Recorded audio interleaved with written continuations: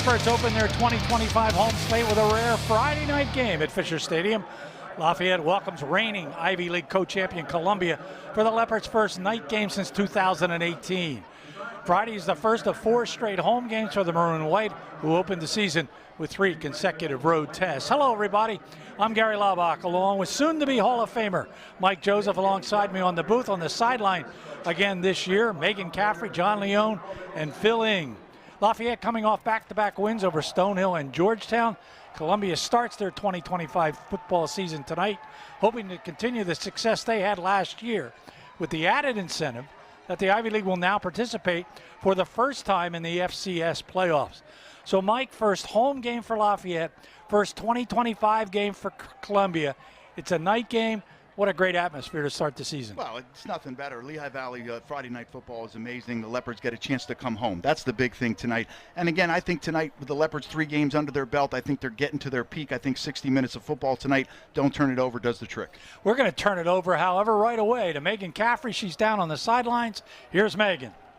Hey, Gary, it is so good to be back here. And speaking of Columbia, it is good for Columbia to be back. And speaking with their head coach, John Poppy, he said, hey, listen, it is not lost on us that at this point, Lafayette's game conditioned. They have had the opportunity to come in and make in-game corrections, whereas for my team, it's our first opportunity to tonight. He did say, however, his team has been itching to hit somebody in a new colored jersey. Guys. No question about that. We are so happy to be back on the air with you with our first home game of the year. So we welcome you. Thanks for spending some time with us as we get ready for the kickoff. Kickoff returns Kobe Cruz, and 27 is Weston Covey. As again, no stats for Columbia. This is their opening ball game. Lafayette won the toss and deferred. They will kick into the sun, which could be a factor. We do have that late setting sun here. Beautiful night.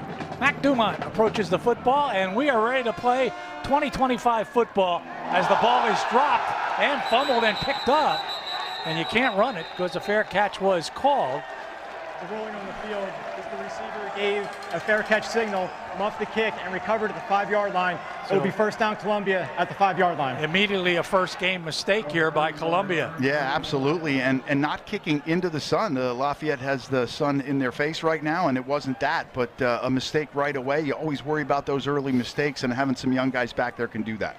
At quarterback will be Chase Goodwin, and he is a good one. 6'2", 215 junior, Houston, Texas. Last year, 78 for 117, 67%, 6 touchdowns, 3 interceptions. He was 4-1 as a starter and then missed the final 4 games because of injury. So 1st and 10 from the 5-yard line. Griffin Johnson is the running back. As gone for Columbia was the running back for the last 3 years, Joey Georgie. He is no longer available. Over 2,000 rushing yards for him. And now they have to go to someone else. They thought it would be Malcolm Terry the second, but Malcolm tore up his knee during the preseason and not available. Hand the ball off, carrying the football, not going anywhere, is Griffin Johnson. And Johnson will be stopped immediately by number 97 for Lafayette, Phil Pfeiffer. He's a co-captain. He has a tackle coming in this season. Well, the strength of this offense is going to be that offensive line. 3 returning starters up front: Carr, Chapman, Clark, Jordan. All of those guys have had significant playing time. They're going to have to keep Goodwin upright, and Lafayette's going to have to keep him in the box. He can run the football. Goodwin from his own end zone, backfiring. He wants to go deep. Well covered, however, downfield. As excellent step-for-step coverage that time by Lafayette's Jalen Edwards, as he was right there. No separation at all by number 80, Colin Cook, a wide receiver out of Nashville, Tennessee. Here's the defense. Here's Mike. It's a defense that's getting better every week, Gary. As we see right now, we'll get the defense up there. This is the offense. But, again, a really good job by the defensive line, rotating guys in, getting guys onto the football. But they are fast. Keep an eye in the middle on Robert Stevens. So a big play here early as it's 3rd. And the handoff, taking no chances. They get it to Griffin Johnson. And he will get it out over the 5 and get it out to about the 8 or 9 yard line as he's tackled on the play by Phil Pfeiffer again. And Beckham D. How about Beckham D? Transfer from Penn State, did not play a game there. He's a redshirt freshman, and Beckham D has had excellent games so far. He's number 3 on the team in tackles. He's terrific. And what a great job by the Lafayette defense. Exactly what you wanted to do. Make them pay for the mistake, and a punt returner standing inside the 50-yard line right now, Mason Keener. Ball in the 9-yard line. Keener is back. He'll collect it at the 48-yard line in Columbia territory. Makes a couple of guys miss as he'll bring it back to the 40-yard line, and somebody is down right now. We're going to call a timeout down on the field, and when we come back, it'll be Lafayette on offense for the first time here at Fisher Timeout Stadium. for an injury. Timeout on the field. There was an injury on the punt return, as you'll get a look at it, and Mike will take you through it. Yeah, right there on the plan. It's a non-contact injury right there on Christian Carty, a sophomore for Columbia. Planted his foot and tried to get back in. They had to help him off the field. Couldn't really put any weight on that left leg, but it was a non-contact injury. We wish him the best. How about the leading rusher in the nation will get the football? That's Kente Edwards. And Kente immediately has a nice hole on the right side. Reed Collins opens that up. Well, Connor Gaines and Reed Collins on that right side has a good job by Lafayette's offensive line. A.J. George is there to make the tackle, and they're going to hurry up after a 9-yard gain. And there goes Kente Edwards again. And boy, has he piled up the yardage. 255 last week. And on the season, 409 yards coming in. Charlie Newton in on the tackle, the middle linebacker. Well, Kente only needs a little bit of a sliver to go, and he's got incredible speed. So you know Columbia worked on gang tackling, getting him on the ground. But the impressive thing about him last week is he got stronger as the game went on, bounced off a few guys, and again, you give him a crease, and he's going to take it in. Kente, number 1 in the nation in touchdowns, number 2 in the nation in rushing, number 1 in scoring. And a complete pass to Carson Persing. That is Carson's 6th catch, or 14th catch of the season for 194 yards. Yeah, I love it too. Playing corner off into the boundary. They see it. They're on the same page, and we got the call here. It's going to be penalty. Illegal formation. More than 4 players in the backfield. Offense. 5-yard penalty.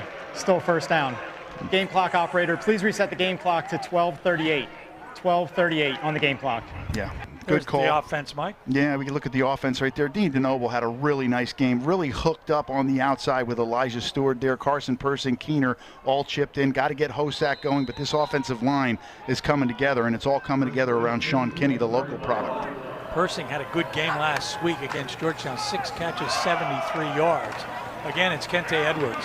But Kente has his great patience. He seems to wait until the hole opens up, and then boom, he is through at Charlie Newton with the tackle. Well, you make a good point as we look at the defense here. Townsend's coming back. Defensive end they didn't have last year. Keller Patterson, another one. The question mark is going to be, obviously, you see Jack in the middle, number 15. He's probably their best defensive player. But in the secondary, they're young, so they're going to have to give a little bit of ground. And again, guys, you do that to guys like Elijah Stewart and Carson Persing and Keener, you're going to open up some things. So again, get the running game going. Lafayette will end up with the pass, but they're behind the sticks right now, Gary. So it looks like a 2nd and 11, a pickup of 4 by Edwards on that previous run. DeNoble will fake the handoff, get a quick pass out here. The ball is caught immediately, caught by Carson Persing. He's only 5'7", he's out of Danville. And he has had a good career here at Lafayette. Yeah, again, off coverage, just like a quarters coverage there. He sees Persing on the RPO, gets it out quickly, and puts that linebacker, that Sam linebacker, in a little bit of conflict. Doesn't know where to go, and once he steps in to play the run, it opens up everything else. So Levi Robbins got a little quandary right there. Big down here, Gary. I wonder if they're in 4-down territory. Remember, Lafayette has not tried a field goal this year. From this distance, it would be about 37 yards, but I think they want to score. They really haven't had an occasion to have Jack Simonet out there to kick a field goal. This might be the first one if they don't get 5 yards. DeNoble, he's running, looking. Is that Penza? Is that Penza or DeNoble? That was DeNoble. Good tackle was made by Charlie Newton again. Charlie Newton's all over the place. And really good zone coverage here. Again, Lafayette, a little bit of a bunch formation out there. They changed in everybody. One guy came in, one guy went out, one guy ran the wheel route out there. It's going to be a field goal attempt here A little disappointing. We talked about red zone this week and inside the huddle. You got to be able to finish down there, and the penalty really set Lafayette back. Jack Simonetta is in the ball game. He was 13 for 13 last year in PATs. He's 6 for 6 this season. He'll put it up, and it looks good. It is a good field goal for Simonetta, as that is a 37-yard field goal, and the Leopards are on the board first. 10-13 to go in the first quarter. Lafayette 3, Columbia nothing.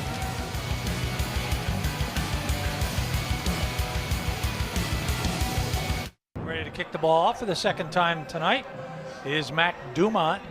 Deep to receive, Weston Covey, along with Kobe Cruz. In fact, check that, Covey is not back there.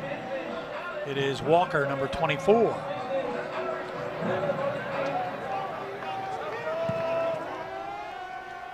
Kick is up, it will be collected at the 6-yard line. And Cruz will get it out to a good run back. They'll pick it out to about the 35 or 36, 37-yard line. It'll be the 37, 1st and 10 for the Lions. The Lions coached by John Poppy. As we mentioned, they are the co-champions in the Ivy League, as they lost to Dartmouth and Harvard and kind of shared the Ivy League title with those two teams. Everybody ended up 5-2. Their first Ivy title in 63 years. And the champ this year will be in the FCS playoffs. Yeah, which is huge for all the Ivy League teams. Hard to believe it's been that long, but that was a good football team last year, and they showed it. Griffin Johnson does have the football, and he'll go off his right tackle spot and get good yardage. He's going to pick up about 5 yards on the carry, up to the 37-yard line. And let's take a look at the Lafayette defense. Well, Gary, you mentioned it. I think the two guys that really make things go inside are Stevens and D. They've been terrific. Beckham D, amazing. I thought Jalen Edwards played his best game of his career here at Lafayette last week. That tackle was Darian Riley, 2nd and 5, and that's going to get virtually nothing, as it's going to bring up a 3rd and 5. Nice job by Dominic Salvatelli right there, just kind of eating up space, and that's what Dominic does. He can get in the middle, take on the double team, and allow those linebackers. So when you saw that hole open, it was quickly closed because nobody got to the second level. So when you got a guy in there like Dominic that can really take up two people, him and Phil Pfeiffer, that's the big difference this year, along with Amar Crawley. Michael Vaughn that time in on the tackle, number 95. Big play, 3rd and 5, back to throw. Looking downfield is Goodwin. He's going to get chased out of the pocket. He's in trouble. He just throws that one away. Is there going to be a flag? Almost. Looked like he was going for it. The official, the referee, it looks like he's going for the flag. They're still talking about it. Good pressure by Michael Vaughn again. There is a flag down somewhere, but maybe not. Is there a flag down? Maybe. I don't see any. There he did throw it. Intentional grounding. Intentional grounding. Offense, number 15. The ball did not get back to the line of scrimmage. Lost it down at the spot of the foul. 4th down. Yeah, you can be outside the pocket, Gary, but you must get the ball back to the line of scrimmage. And he just didn't have the wherewithal, and he was off his back foot. So good rush by Lafayette. There was a man open in the front side curl, but his look and his eyes were backside. Nothing there. Good job by that secondary, and another opportunity here for Mason Keener. Sleeman will punt it away. That's a beauty. Fair catch called for by Keener. He'll catch the ball at the Lafayette 39-yard line. And a good punt. Timeout. We're going to call timeout down on the field. The Leopards will have the ball for the second time. They're up 3-0. Stay with us.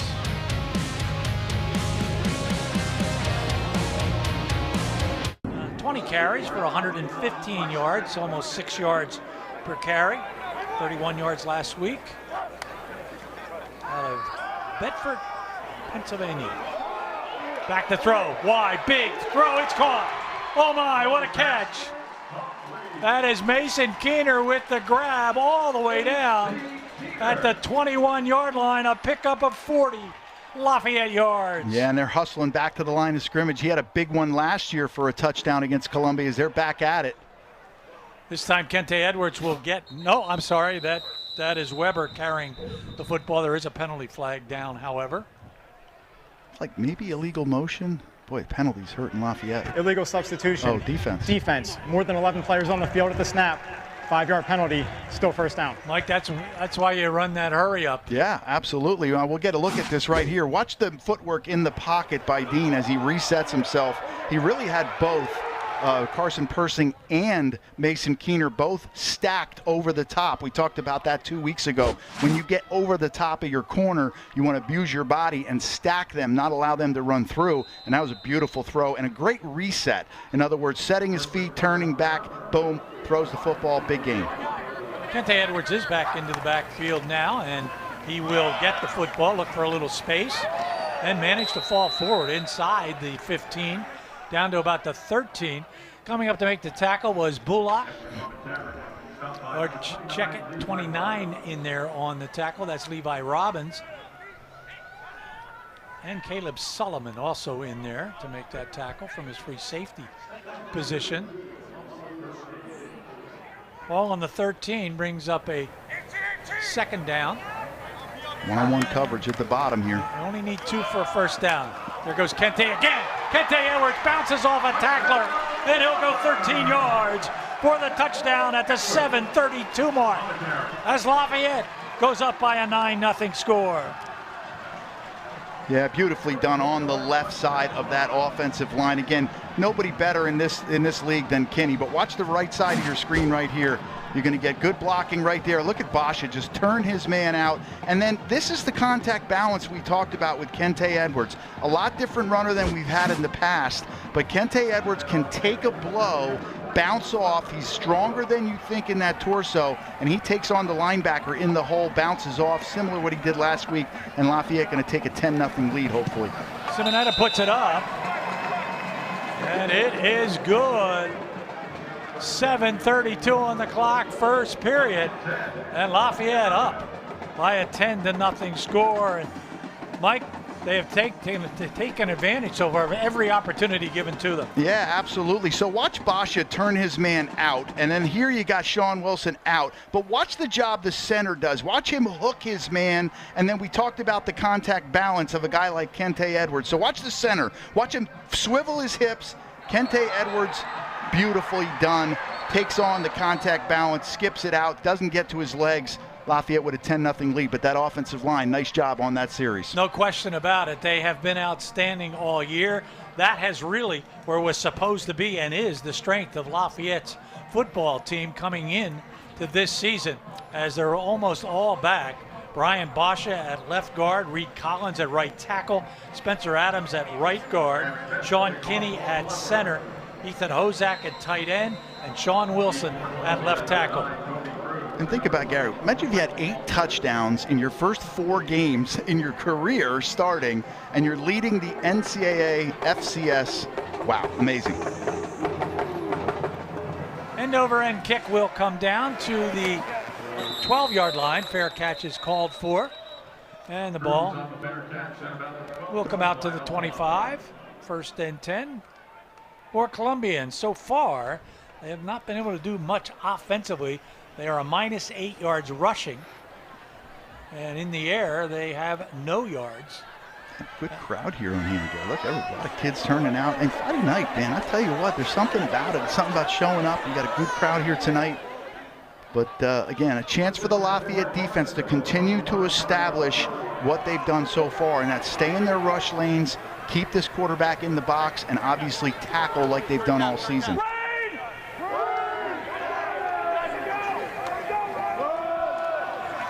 Again, with the ball and a good run this time, busting out over the 30. That is Jeremiah Douglas carrying the football for the first time in the game.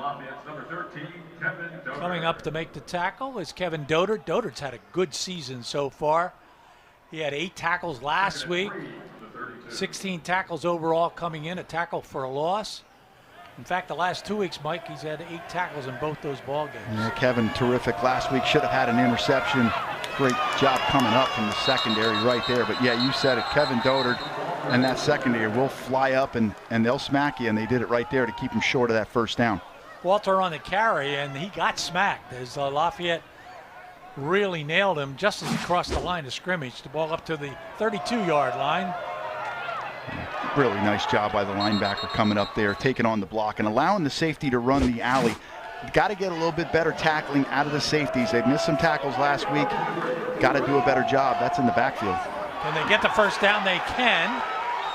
As a good run by Walters, as he'll get the ball up to the 40-yard line. He'll pick up 8, and that's their initial first down of the game. Yeah, first contact was made behind the line of scrimmage right there by Widerman. He just can't bring him down. So Lafayette, again, they have a little bit of a tendency to overrun things. That happened on the first play of this drive. Got to stay in your lanes, respect it, keep your shoulders square. That'll happen with some young linebackers. That time they get a first down and they're first of the game. From the 40-yard line, 1st and 10. They're just basically running the ball right at Lafayette. As Griffin Johnson will carry this time, he'll get up to the 46-yard line. He'll pick up 6 before he is tackled on the play by Widerman. And a good job right there by Ewan Clark, the right guard, and Chapman. Again, these guys have played a lot of football. You got to remember, their strength of this team is in that offensive line, and right now they're playing with 21 personnel, 2 tight ends and 1 back. 2nd and 4, 5:26 to go first quarter. Back to throw the football is Goodwin. He gets chased again, but drops the ball off to Griffin Johnson out of the backfield, and Johnson will take it into Lafayette territory to the 40-yard line. 14-yard pickup on the play. Widerman in on the tackle. Well, this is what happens when you run the pistol. You can run play action pass, and again, linebacker running right through to get to the quarterback, or actually D lineman. That was Crawley in there, but nobody in the flat coverage for Lafayette, and that left Griffin wide open there in a big game. Widerman had, or Checkett Johnson had 3 catches last year on the season, so he gets his first of this campaign. Back to throw, again getting pressure. There's nobody down there in a white uniform, as I'm not quite sure whether it was just thrown away. The closest guy to it was Braylon Gardoni. Gardoni, 3. He did not have any catches last year. No, yes, he had 3 for 36. Yeah, a little bit of holding going on right there. The right guard just grabbing the hip, and I think that was Ewan Clark, the right guard.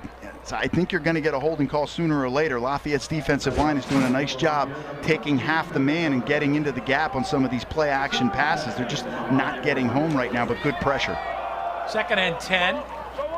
And bouncing off a Lafayette tackler and picking up a good 5 yards is Griffin Johnson. So a big 3rd down here. Columbia may be in 4-down territory as Davis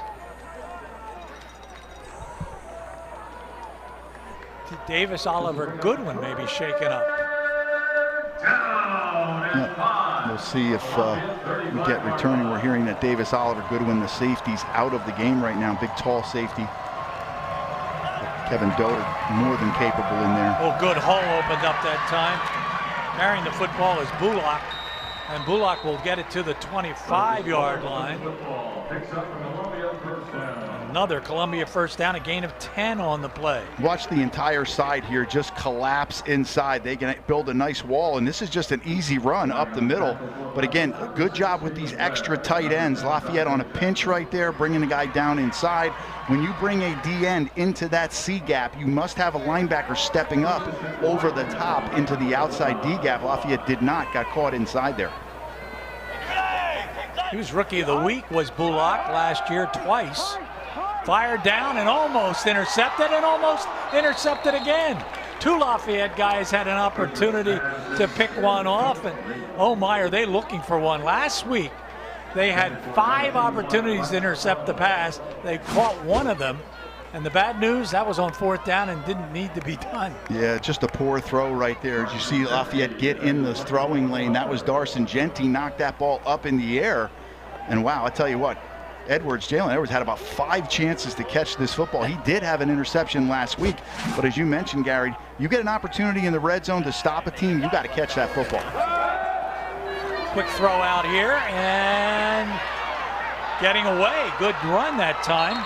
Breaking tackle after tackle was Hutch Crow, the wide receiver, 6'1", 195-pound sophomore out of Dallas, Texas.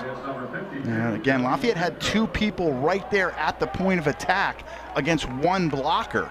And they got to make that tackle right there for no gain. So Lafayette right now, again, overrunning some things, a little bit overzealous getting to the football, not breaking down when they get there is causing some of these cutback runs and some of this stuff, again, with a little bit of a miscommunication in some of their fits defensively. 3rd and a couple. Comes the blitz. Back to throw on 3rd and 2. Firing over the middle, man wide open. And that ball is caught by Hutch Crow. Crow gets his first touchdown of his career, the sophomore. And a good drive, 75 yards that time by Columbia. And they mix the pass with the run quite well. And then again, Lafayette brings the blitz, but you don't get there. If you don't get there, you're just going to leave somebody on an island. And that time they left the slot back on an island right there. And a nice throw, easy right there. You can't give the quarterback that much time to throw the football. There's a little muddle huddle right here, waiting for their holder to get in the game. So they would probably bring this back together here. The holder jumps in. But again, when you bring the blitz, you have to get home. Lafayette brought it. Great job by Columbia picking up the blitz and gave their quarterback time to find the extra man, as I think they're delay of game. Take a delay of game. 5-yard penalty. Per point. Hugo Mary will be the extra point kicker out of Frederick, Maryland. He made 19 career field goals, 40 extra points, once made 11 consecutive field goals in his career, and 35 consecutive PATs.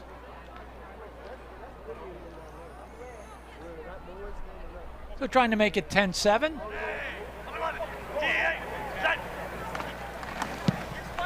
Kick is up, and he starts the year off again with a made extra point. So 2:28 on the clock, and Mike's going to draw some things up for you. Well, let's take a look right here with it. Lafayette shows the blitz early. They do a lot of this, but they're going to bring the front side linebacker and the safety, and then they bring this, so they get good contain, but it's really well blocked up. So you bring 6, and they have 6 to block, and that leaves somebody on an island out here to hit that crossing route. And again, just way too much time for a quarterback like Goodwin, and he hits that tight end right over the middle for the touchdown. 11 plays, 75 yards, took 5 minutes and 4 seconds. As Hutch Crow, 17-yard reception from Chase Goodwin. A nice series right there. Nice job picking up yardage on the ground as well as through the air. Lafayette with a few mistakes left the running back Griffin wide open for a big gain. Got slashed a few times with the run on some cutback lanes. Lafayette's got to do a better job, and I'm sure they're talking about that down on the sideline right now. Let's see if Lafayette made some adjustments, Gary, for the kickoff return. Remember, last week they didn't return a lot of kicks, and the one they did was a penalty. Hugo Mary will kick it off. This one, no chance to return it. Jakiri Henley just looks at it go over his head, and the ball will come out to the 25-yard line. So Lafayette with their worst field position to start a drive. An important drive here for Lafayette. They took control of this game early with some mistakes by Columbia, put a 10-0 lead up, gave up a good touchdown drive by the Lions, their first one of the year, obviously their first game. So we'll see what Lafayette can do. Again, it's not always about scoring points. It's a lot of times it's about changing field position, and Lafayette's had the ability to do that even if they have to punt. Christian Bush has been terrific punter, leads the league this year. So we'll see what Lafayette does here. Dean DeNoble and Ethan Weber in the backfield. Lafayette leads this series 29-13-2. They lost last year 31-20 in Coach Poppy's first ball game as the head coach at Columbia.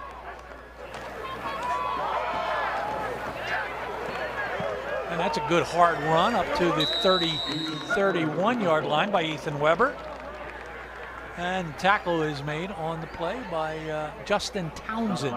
He's a captain, one of the co-captains, defensive end. Gain of 6. Yeah, that's what Weber can do for you. He can run through arm tackles. There was an arm tackle in the backfield. And again, they got a freshman playing a little bit right now, Hunter DeTrano from up North Jersey. He's a good one. They really like him, number 89. He's getting some playing time. So we'll keep an eye on him as Weber remains a sidecar on the right of Dean DeNoble. Weber has it again. This time looking for a little hole. He's just swallowed up by Newton, Charlie Newton. Newton had 14 tackles last year against Harvard. He is just an outstanding middle linebacker. 40 tackles on the season, a sack, 4.5 tackles for a loss, and a fumble recovery. Hurry up, Lafayette. They'll get the first down as it was 3rd and 1. And they'll get it up to the 38-yard line. A gain of 5.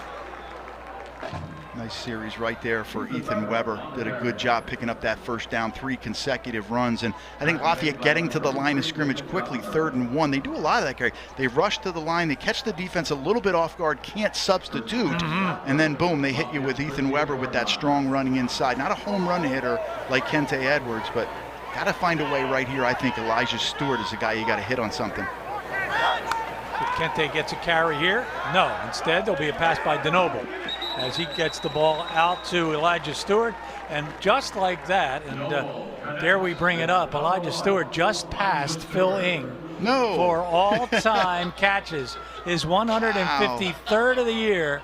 He now moves into 5th place, and should we tell Phil that he moved down to 6th? That's incredible. I mean, think about that. A guy like Phil Ing, as you see another hard run here for a first down, but Elijah Stewart, I mean, can there be a better person off the field as on the field? And I think Phil Ing will tell you if anybody that wanted to pass him, it would have been Elijah, but a great accomplishment there and passing a legend here at Lafayette. Kente picks up 7 yards on that carry for a first down, 1st and 10. Phil will be on at halftime. We hope he has the tears dried up by then. Maybe Megan can let him know, give him the sad news. That's going to end the first period of play. A good period of football by both these ball clubs. Lafayette leads it by a 10-7 score.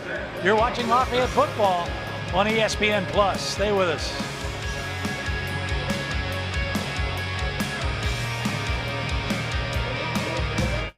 Dark at some point, so the lights will play the role they are designed to play.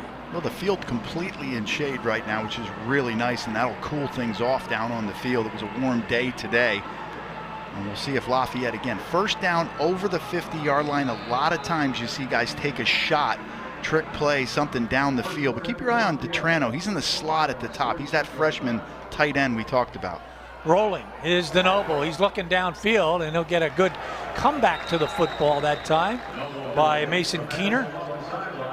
Mason Keener came into the ball game with 8 catches. He now has 10, and he is a local young man, having played his football at Nazareth High School. Deceiving speed. He can open your hips and break you down defensively, and does a good job working back to the football there. Kente Edwards keeps the legs churning. He's just dragging a Columbia tackler as he was hit right at the 36-yard line and just drove those legs to the 30-yard line. It's picked up 6 extra yards. Myron McGee in on the tackle, and that's a gain of 9 yards. Yeah, he's just dragging tacklers, as you said, Gary. Another quick first down, quick to the line of scrimmage, and there's Kente again. Look at him hit that hole. Down to the 16-yard line. He picks up another 14 yards. Caleb Sullivan, the free safety there to make the tackle. Lafayette in hurry up. And this is how they have to finish. They got to execute in the red zone. We talked about this. Got to execute in the red zone.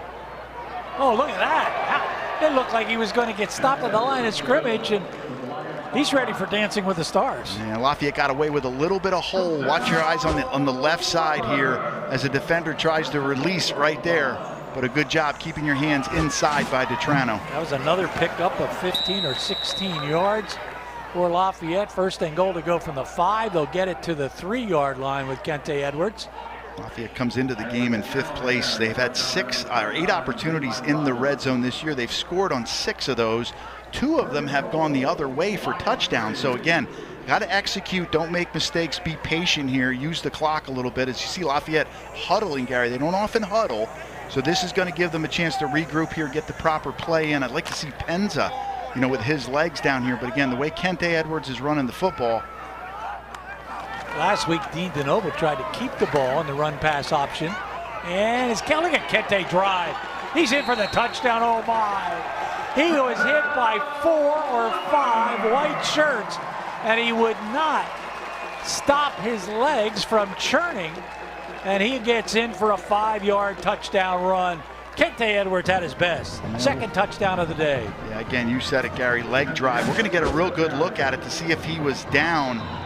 He's not down there, still not down. He's still up in the air, and Lafayette ends up pushing him in. I think that's going to be a touchdown. They're going to review it, but as they do with most scoring plays, I think Kente did get pushed in. I thought his left knee went down, but at second look, I think it stayed up off the ground, and a good push by the Lafayette offensive line. Replay operator up here in the booth will make that decision. Had a chance to meet and chat with him, as Kente Edwards hoping he gets a chance to ring the bell again. He's already rung the bell once today, and we'll find out when we come back.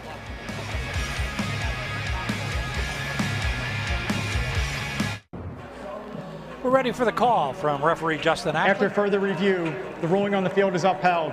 Touchdown. Touchdown. Good touchdown. Kente Edwards, his second of the day. And we're going to get another look at it. Yeah, this is right kind of where I thought his knee would go down, but in the land and the era of the tush push, Lafayette offensive line gets him in the end zone. How strong is Kente Edwards? Contact balance, baby. 5'9", 197, Annandale, New Jersey. He's a junior. Kick is up, and the kick is good, and Lafayette puts another 7 on the board and maintains that deficit of 10 points for Columbia. 12:57 to go in the second period. Timeout for media. We'll be back.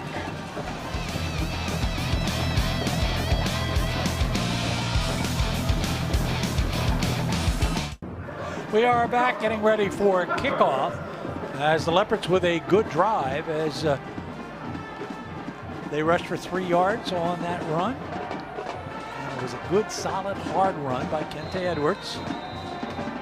Cover these kicks if you're Lafayette. Again, everything's been high, and really Kobe Cruz, who's number 9, made a mistake on the first kickoff the game, had a really nice run back, and the last one he fair caught. So kick will come to Kobe Cruz. He'll collect it at the 4-yard line, and he will run this one back. And he will get good yardage as he fought off a couple of tackles and bring it back to the 25-yard line. Special guest down on the sideline with Megan Caffrey. Here's Megan. Thanks so much, Gary. My special guest is Roger Hansen, a legendary alum here at Lafayette. And Lafayette alums have a well-standing connection with the university, and you've got some special family ties to the university. Could you explain to us a little bit of your family ties and your eventual time at Lafayette? Yeah, well, I graduated in '65. My father graduated in '33, and my mother grew up in Easton. And I had a nephew who also went to Lafayette. Awesome. And you graduated with an engineering degree. Right. Could you talk about how Lafayette really prepared you for the real world? Lafayette's the best place to learn how to run a company, I think. I mean, if you look at corporate executives, this is a perfect place to be able to learn not only just engineering, but how to run a company, how to, the business part of a business. And Lafayette alums especially love to give back, and philanthropy is extremely important with you. Could you share with us a little bit about your experience about a philanthropy that's near and dear to your heart, the Hansen House? Well, my daughter is a recovering heroin addict. She's going to be 30 years clean in March. And she decided when she was in California, she was living in a halfway house. And when she came to New Jersey, she felt that there was no recovery, so she was planning on going back to California. Yeah, right. And Not her Evans. sponsor out there said, well, you can either come back to California or you can change what's there. So we had, I mean, she'd go to a Narcotics Anonymous meeting and most of the people would be high. So she changed. She made a recovering community. So now in our area in Atlantic County, if you go to a Narcotics Anonymous meeting or an AA meeting and mention my daughter Jennifer Hansen's name, they'll know it. And it's because of her they have good meetings, and we have 13 sober living homes in New Jersey, in Atlantic County. Roger, Lafayette is lucky to have an alum like you. Thank you so much for spending some time with us. Thank you. Gary and Mike. All right, Megan, and say hello to Roger for us, as we used to see him when we played some golf down in that Jersey area. Impressive man, impressive family, and he's obviously very proud of them. Back to the 32-yard line, a 20-yard pickup, but they've gone backwards ever since. Weiderman with a sack. So looking, firing. That'll be a complete pass. As just getting back to the original line of scrimmage. Coming up with the catch is Braden Doherty. Beckham D in there on the tackle. Or make it Titus Evans with the catch. He had the 20-yard catch also, did Evans. A pickup of up to the 46-yard line, a gain of 14. And while we were talking to Roger down on the field, a really nice sack there by Weiderman set them back, and now they're really behind the chains here. But Lafayette trying to get there with 4. They've done it once. I wonder if they're going to bring a little pressure. Looks like they're going to sit back in some nickel defense right here and just bring 4 again. Try to get home with some games up front. Good one back. He gets hit again as that messed up the entire throw as Jalon Joseph, the defensive end, comes in. Patriot League Rookie of the Year in 2023. Came in with 6 tackles. And Jalon Joseph with another great play. Yeah, just too good. Jalen, again, the speed of Jalen you have to respect. So look up the field here. Gets his hands on him right there, and the offensive lineman just ducks his head. So as Ryan Carr gets his head down for the contact, Jalen just disengages and uses that great speed over the top. Sleeman will punt again. Keener is back, and he's going to let this one go, and it will take a Columbia bounce. And will be down at about the 7 or 8 yard line. It's at the 8. We'll be back. Stay with us, Lafayette. We'll have the football. Timeout.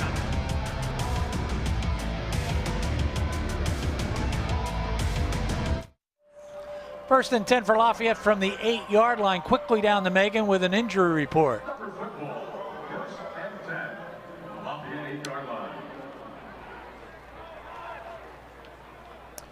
We're having a little trouble down there with Megan. She'll get back to us for sure. First and 10 for Lafayette, but it's on their own 8 yard line. Ethan Weber is in there, and Ethan's going to get the ball. He had a nice big hole there. Met at the line of scrimmage by Charlie Newton. And let's go back down to Megan now. Yeah, just a little technical difficulties. Don't worry, we'll get those figured out at halftime, Gary. And speaking of halftime, Davis Oliver Goodwin is getting looked out for a hamstring injury. It's going to be another halftime situation here. Okay, Megan, thank you for that report. And I don't know, when you're surrounded by Phil Ing and John Leone, that's a technical problem unto itself.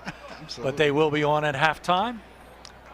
2nd and 5, good hard run by Weber. Back to throw, DeNoble, he escapes and will pick up positive yardage out over the 15 to the 17 yard line. Make it to 16 again. Again, good coverage in the secondary that time by Columbia. And Lafayette seems to be spread out a little bit. Sideline warning. Formation. Columbia, there is no penalty yardage associated with this warning. Result of the play brings up 3rd down. Yeah, maybe an overzealous coach on the field there with a sideline warning. But again, Lafayette spread you out a little bit so far this series. Run the ball inside with Weber, and a good decision that time by Dean DeNoble. Didn't have anything, good coverage, put his foot in the ground, got positive yardage, and has an opportunity here on a 3rd and short. This is a huge one here, Gary, because you want to pick this up, hang on to this football, continue with that positive vibe you got going so far in this half. Yeah, Columbia would have great field position if we punted here.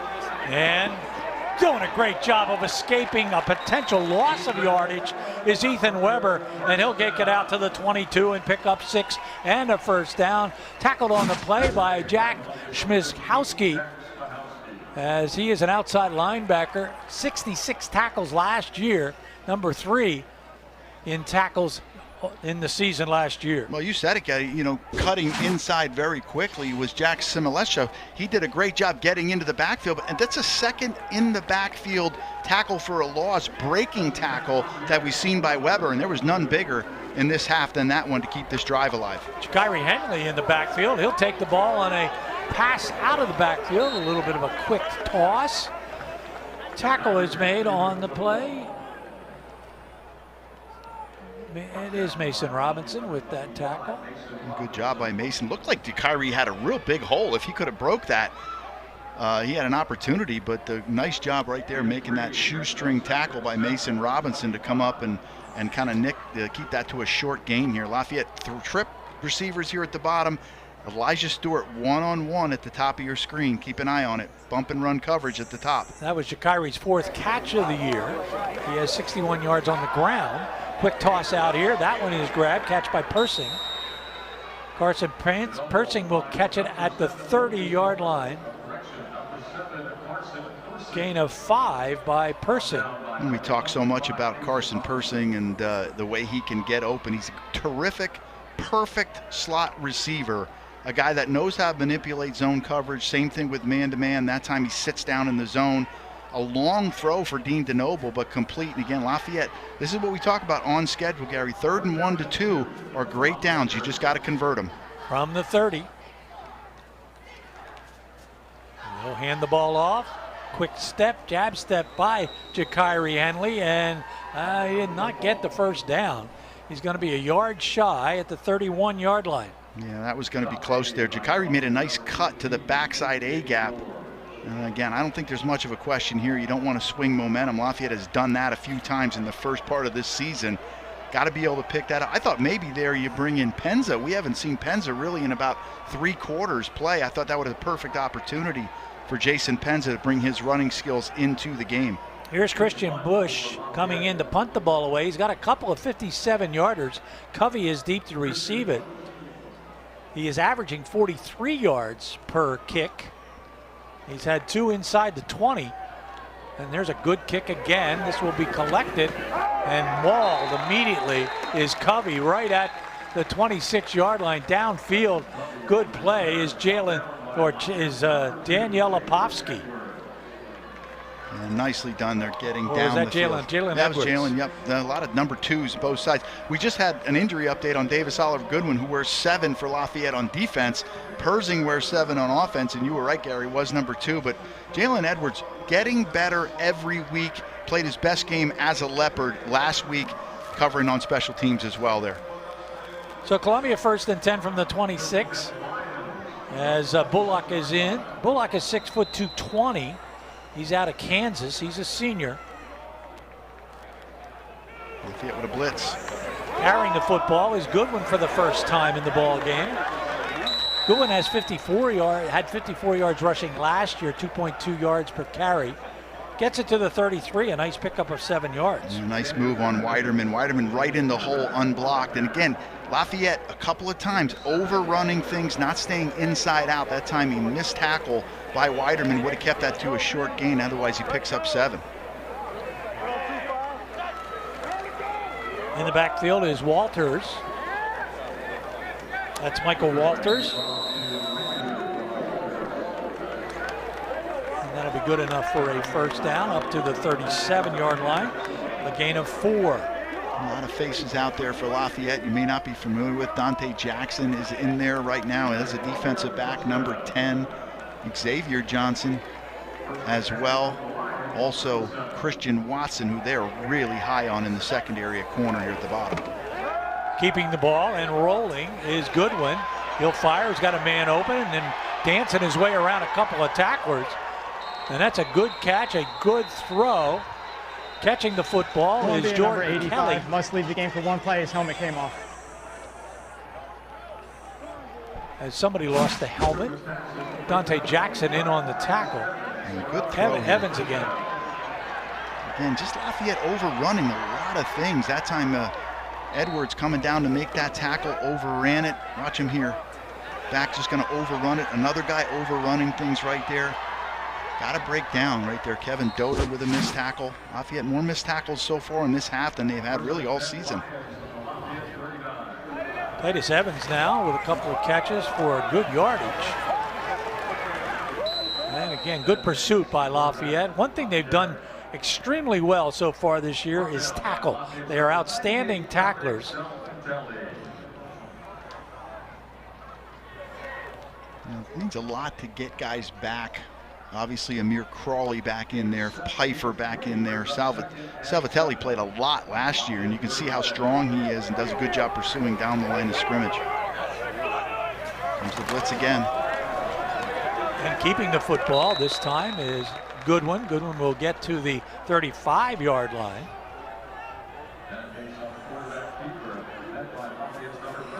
Making the tackle was Michael Vaughn.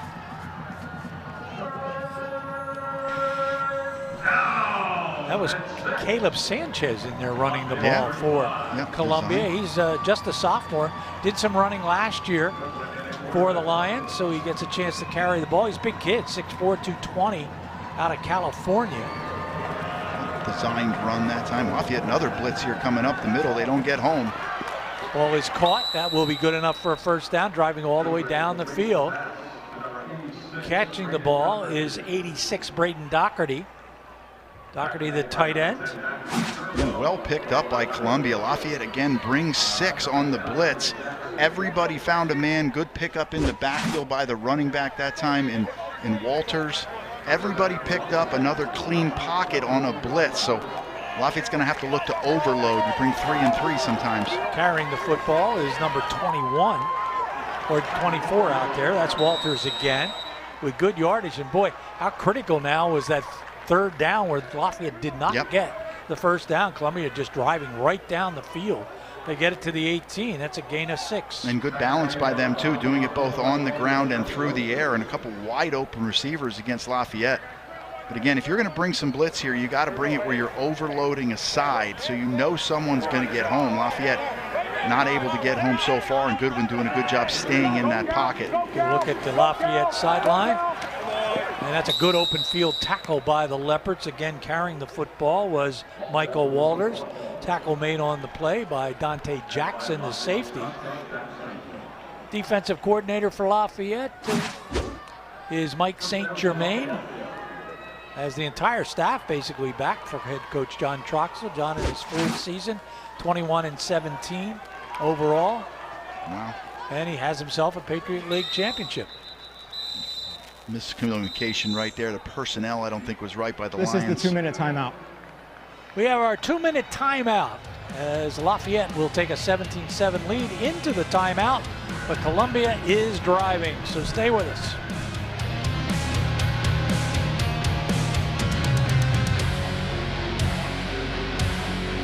Coming the workhorse, gets it to the 11, picks up 3 yards on the play. If there's any way Lafayette could. Callahan Blair there to make that tackle, defensive end. He's also down and hurt, Gary. Looks like Officials maybe a timeout shoulder. for a defensive injury. Matt Bailey, longtime trainer, gets on the field.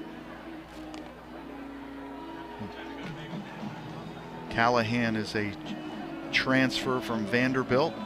Stepped right in to a role at the defensive end position. Big kid, runs really well. Looks like might be a shoulder there. We'll see. But Due to the defensive injury, Columbia has declined the 10-second runoff option. The game clock will start on the snap. opportunity here for Lafayette's defense to get off the field.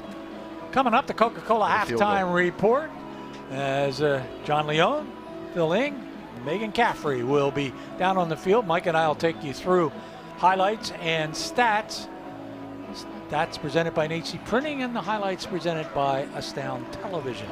All that right around the corner. Right now, Lafayette hoping their defense can put a stop to Columbia's offense. This drive started on the 25-yard line, and they've moved it down to the 11-yard line, where it is now 2nd and 7.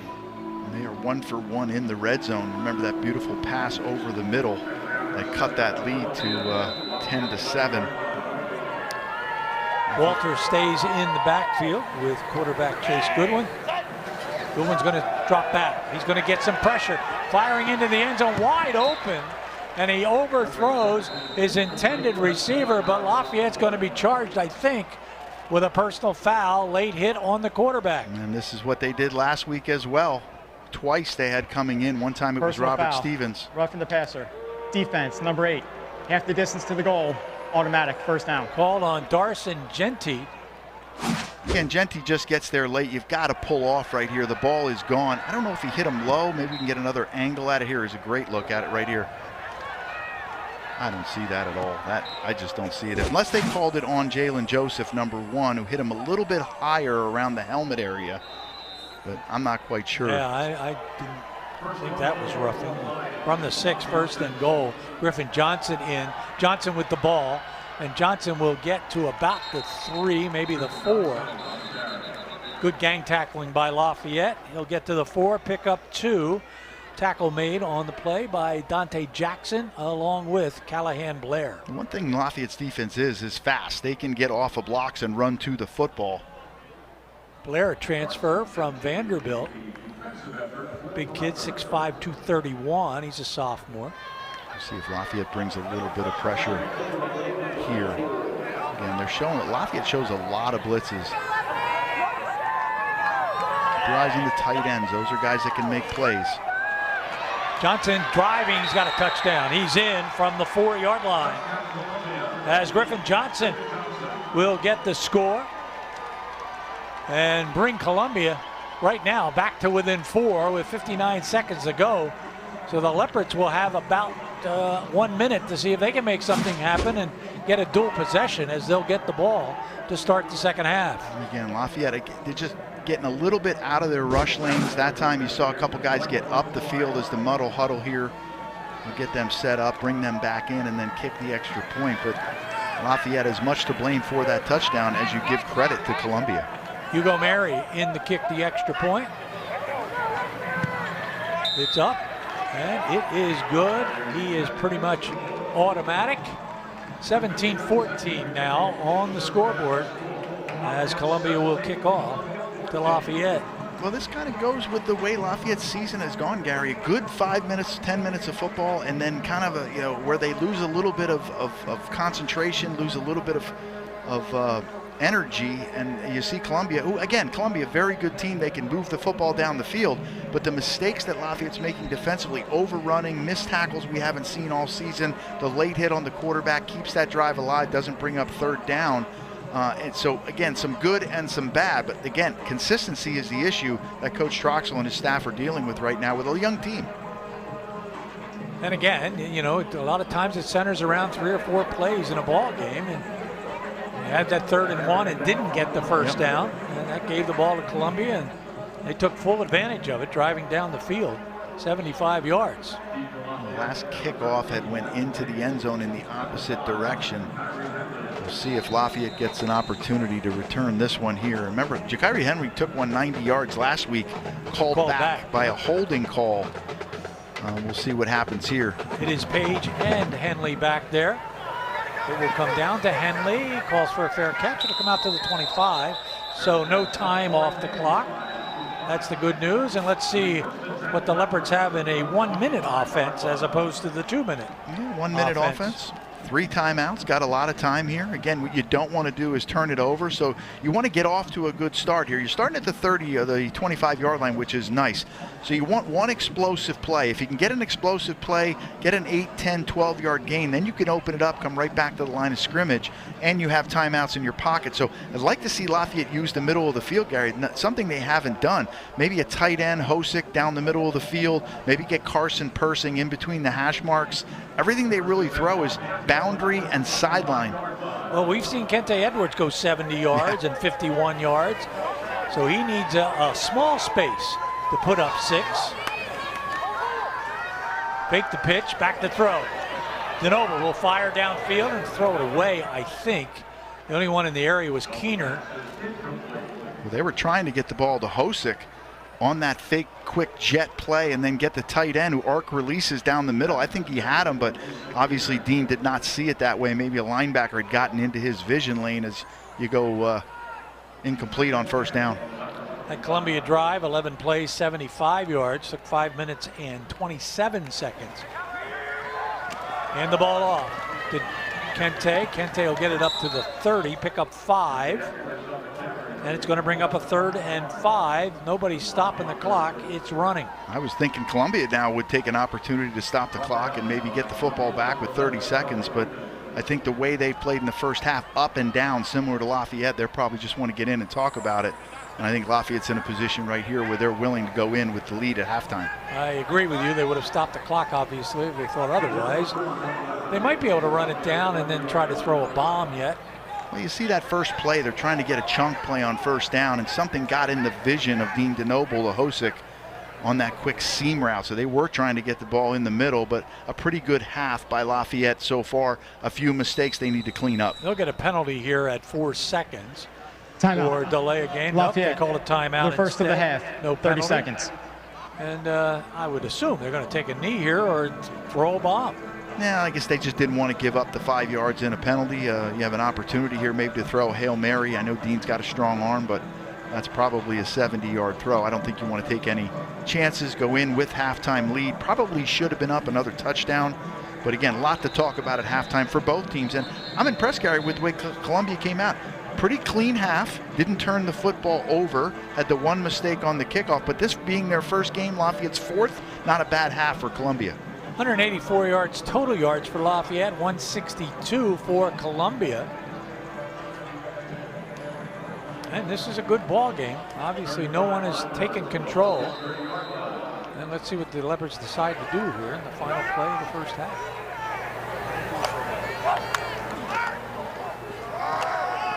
Why not? Go to Kente Edwards. He'll pick up another 5 or 6 yards before he heads into the locker room. And Kente's going to be close to 100 yards rushing as he goes into the locker room. He's going to have 90 or 91. This is the end of the first half. And that will be the end of the first half. So coming up is the Coca-Cola halftime report as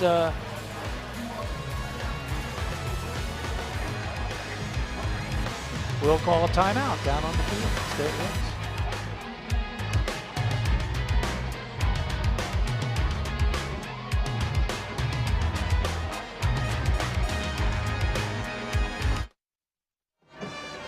We are back, Gary Laubach, along with you. Mike Joseph stepping out for just a moment as we'll take a look at the first half stats. They are presented by Nacy Printing, handling Lafayette's printing needs, as this is the Coca-Cola halftime report. We invite you to experience the Coke side of life. As you look at the stats, obviously Lafayette doing a nice job overall, as Kente Edwards with 92 yards rushing and a couple of touchdowns. Dean DeNoble 6 for 7 for 70 yards. And Mason Keener with 3 catches, as Dean DeNoble has found 4 different receivers so far this evening. Chase Goodwin on the other side at quarterback, 7 for 11, 108 yards and a touchdown. Michael Walters, ironically, doing most of the ball carrying. Did not expect that. 7 carries for 32 yards. And Griffin Johnson, 8 carries for 26 yards and a touchdown, as total yardage 162 for Columbia, 191 for Lafayette. So the Leopards right now have themselves a 17-14 lead. When we come back, Mike will take you through the highlights. Stay with us.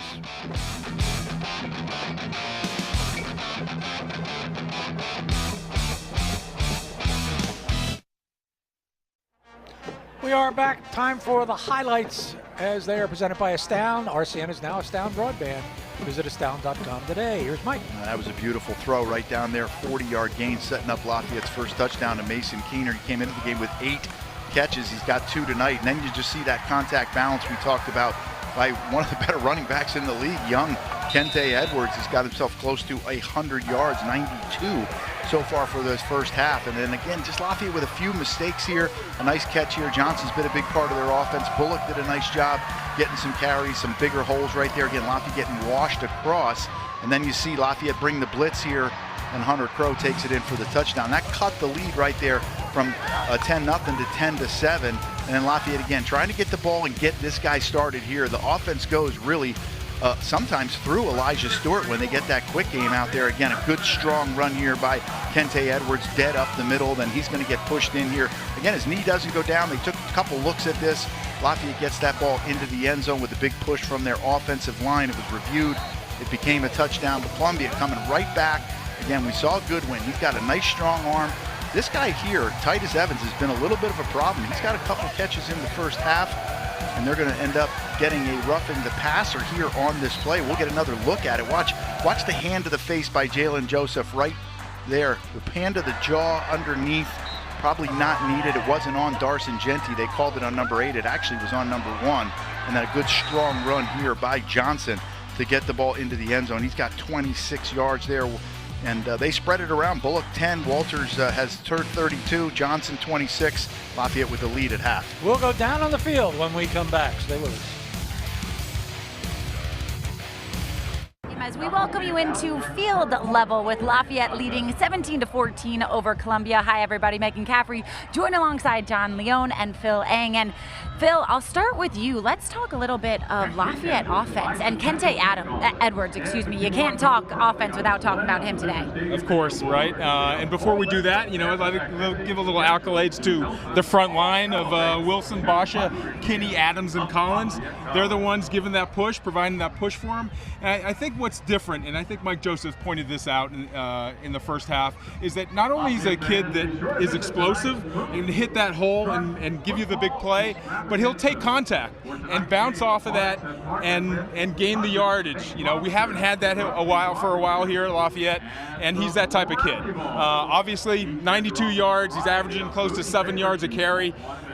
You know, very efficient on offense. You know, it's more of the same that we've seen in the past. Obviously, not the big play yet, but we'll probably see a lot more of that in the second half. You know, again, efficiency. You know, Dean is 6 of 7, mainly short throws. We'll probably see more of that in the second half, but also to set up the long ball. And John, when you think about defense for Lafayette, well, you want to create disruption, but you don't want to do it in giving up the big plays. Well, this is the thing. I remember the first game of the year. I was watching them against Bowling Green. The thing that jumped out at me was how fast and how effectively they pursued the football. The big difference between Lafayette's defense this year and last year, I think, is overall team speed. And a wise man once told me that everybody's strength can also be their weakness. You got to run under control. We heard Mike Joseph allude to it a couple of times. They're attacking the football, they're pursuing well, but they're missing some makeable tackles because they're simply over pursuing, and sometimes that speed gets the better of them. So we have more action after this. Don't forget, we, the Three Musketeers, will be back after the game to go over all of the good stuff post-game. But after this break, Mike and Gary have the second half action.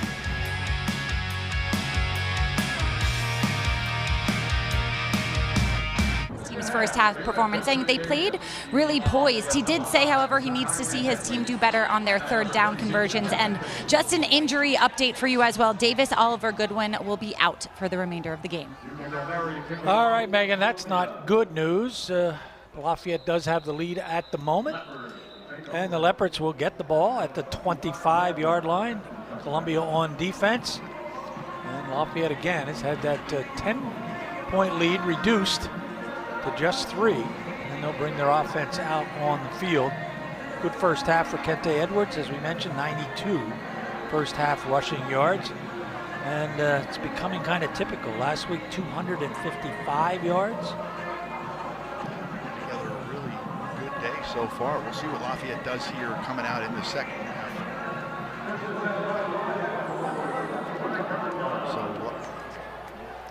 Mike Joseph and Gary Laubach up here in the booth. Clyde Gura with us. John Beat Bowman is our spotter, as he has been for years and years and years. There's Kente. Watch out. Probably one tackler away from going all the way, but he'll pick up 13 good yards all the way up to the 33-yard line. Justin Townsend, defensive end, is there to make the tackle. Yeah, beautifully done on the outside here by Basha and Wilson. They get out on the edge, and you add in Hosick, one of the best tight end blockers in the league. You get the edge. A refreshed Kente Edwards will pick up another good 2 or 3 yards. Justin Townsend there to make the tackle. Don't see Lafayette actually go to the edge as much. You know, with the players they have and the speed they have offensively, you'd think you'd see a little bit more jet sweep, some speed sweep, that type of stuff. So that's the first time we've seen Kente get to the edge on the outside zone play out of the pistol formation. Usually he's in the sidecar like this, but out of that pistol, a good pickup. Now second down, a little bit behind the sticks here. One-on-one, Elijah Stewart down here at the bottom of the field. See if they look for him back to throw it, and getting pressure that time and getting rid of the football. Looked like they were trying to set up a screen here into the Kente. boundary, yeah, and Wasn't set up very well. no, it wasn't. It was man-to-man coverage, as you saw somebody run with Elijah Stewart man-to-man. Now Lafayette in a situation here, third down and long. See if they can pick this up. Nothing wrong with punting the football here if you don't get this, but you don't want to force the football if you're dealing with that nickel defense on the field for Columbia. They're going to sprint out. Roll back, fire downfield. Oh, nice throw. Go all the way down to the 45-yard line, a 15-yard pickup. Carson Persing with the catch. Persing again, this time with his third catch of the year. Good pickup down to the 44-yard line. Here's Persing right here. Nicely done right there. A good throw here as well. That's a perfect throw. Yep, that's They're a going to catch. say that's a good catch, I believe. Yeah, strong throw. Strong throw to the outside. But wow, that is a long. I think they want them throw. to look at it again. John Troxel trying to get them to take another look Ruling on the at the field of an play. incomplete pass is under further review. Yeah, they did. Well, did they call it? I think they did not. Looks like they were, I don't know. John, boy, that's a catch. He's got his hands underneath that, and we'll let you know when we come back, right? We'll be back.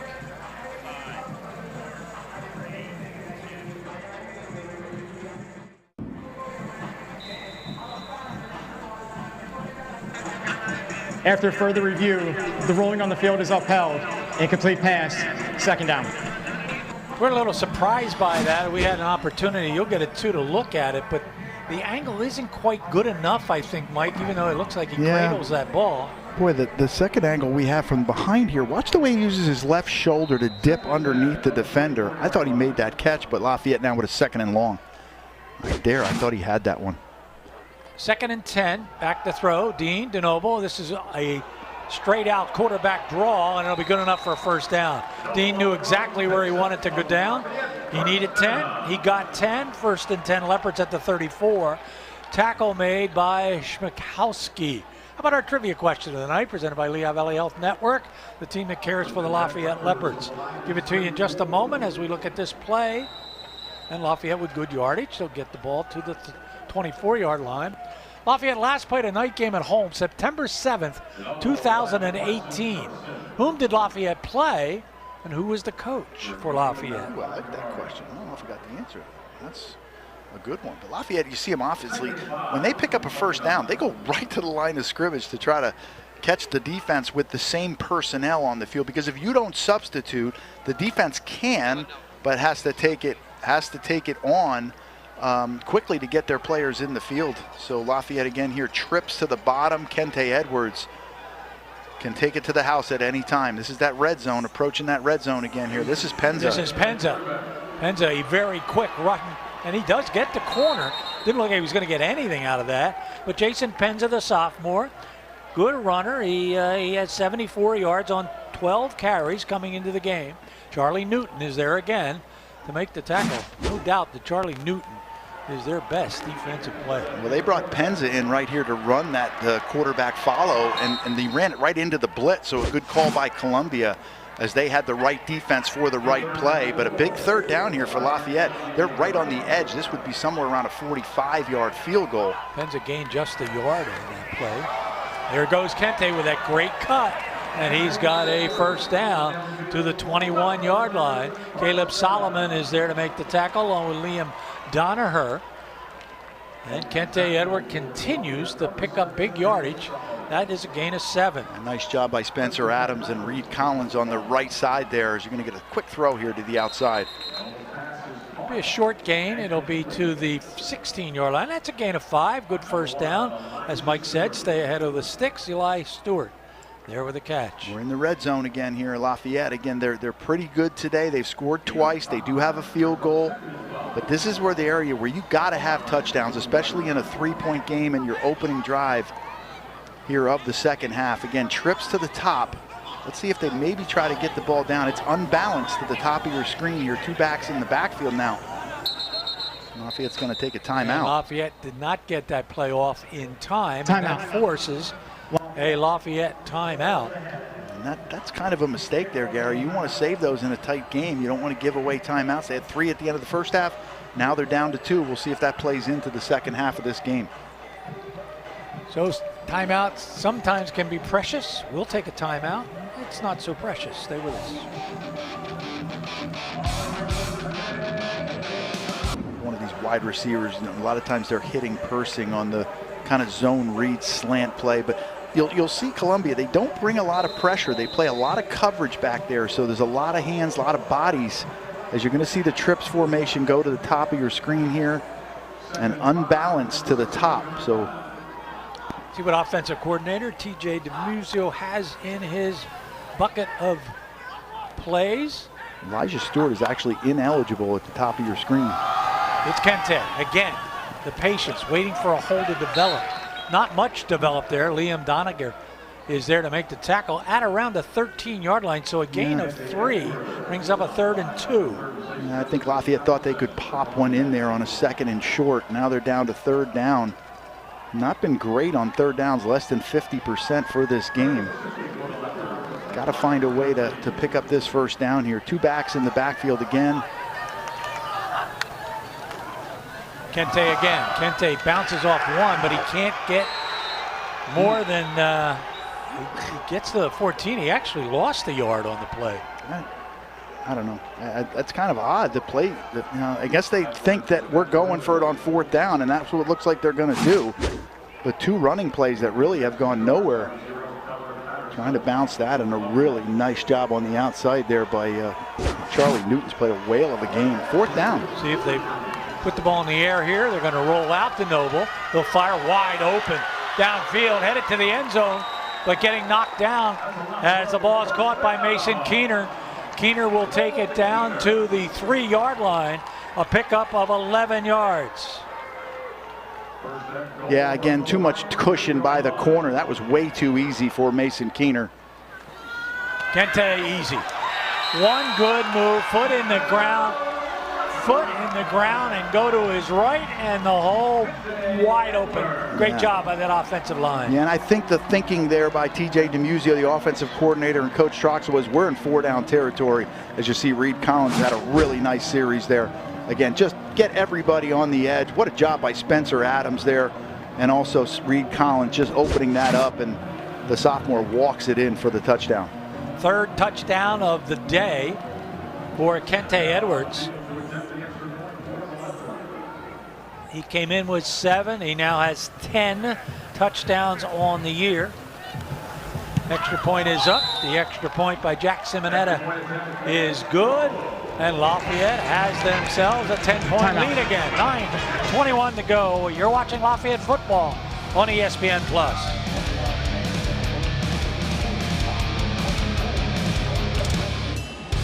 Here we go, And Weston Covey. Let's take a look at this right here. So you're going to get an extra player here. Again, this defensive back is just way too far off. Here's the first down marker. This is just way too easy for Lafayette.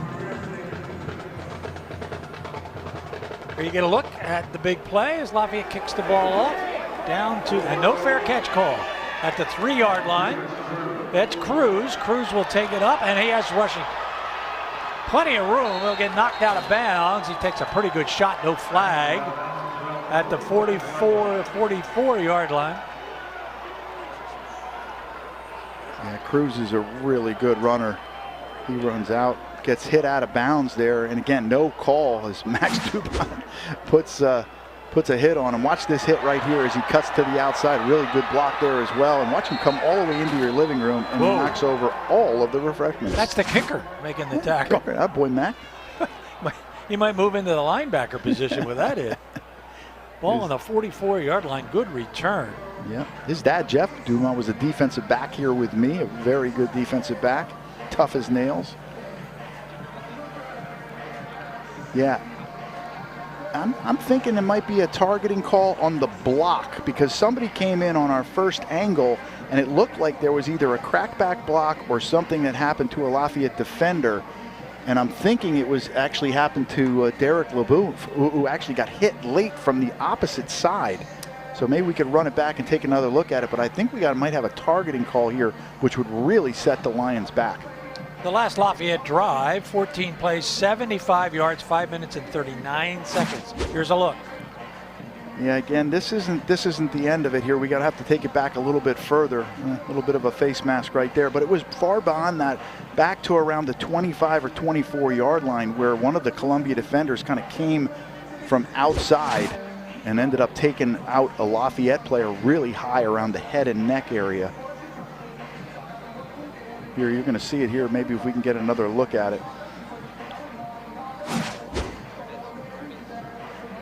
Number 93 right here. Boom, that is helmet to helmet with the crown of the helmet. Wow, that's Luke Walker, a D lineman. Boy, I didn't see anyone throw a flag. No, I think so it must be maybe from upstairs. You got it. Yeah. Exactly what I was thinking too, Gary. Let's take a look at Luke Walker right here, 93, right in the middle of your screen. Boom. I mean, it's face to face. It doesn't look like he lowered his helmet to hit with the crown, but it was a vicious hit on the Lafayette defender, on Derek LeBeau right there. And I don't know if Now, it's depending on what they see in the booth, if there's any intent. Remember, you got to hit with the crown of your helmet, which is just above your forehead, with intent. But again, up top that high and almost from a position where you're indefensible. So we'll see it right. Maybe we'll get another look at it as well. But defender does see him. So that makes a difference too. Going back to Kente Edwards, who's having quite a day again. 119 yards rushing, 6.3 yards per carry, 3 touchdowns. His longest today, 14 yards. As we mentioned, when Kente came into the ball game with a number of national stats, he's number 1 in the nation in touchdowns. He's now up to 10. Number 2 in the nation in rushing at 409 coming in. So he's now at 528 yards rushing. Number 1 in scoring, and add 3 more touchdowns, he's got 17. Yeah. And 2 times Patriot League Offensive Player of the Week the last 2 weeks, and he's in position to do it again, as we will get the call eventually from referee Justin Ackley. Yeah. After further review, the ruling on the field is upheld. There is no foul for targeting. Number 93 from Columbia may remain in the game. It will be first down. That's a big deal right there, because that gets the ball out over the 40-yard line. Good field position. Big sigh of relief for Luke Walker to make that hit. And you get a good look at it. Good camera work by our guys. Griffin Johnson in the backfield with Chase Goodwin. They'll start this drive on the 43-yard line after that good run back. 2-step drop, firing out here, and Lafayette closes very quickly.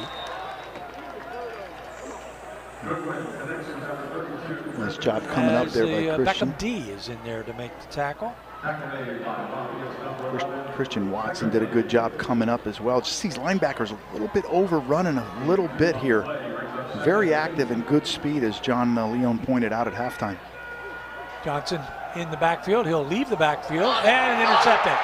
That's Dotter down there, and he makes a great catch. Dotter with the interception, and Lafayette finally showing some good hands on the other side of the football as they get the first turnover of the ball game, and it's in Columbia territory, and it is a huge turnover. Lafayette will have the football at the 44-yard line in Columbia territory. Well, Kevin Dotter, he dropped one last week, so you know he thought about that entire week about getting that back.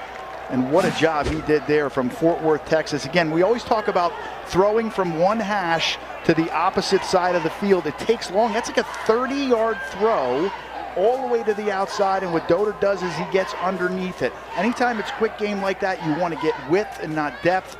Dotter's a great football player, and he's shown he deserves to be on the field. He's thinking that should be my second one, not my first one, but a big turnover, and we'll see what Lafayette does here to capitalize and maybe hopefully try to make this a 3-score game.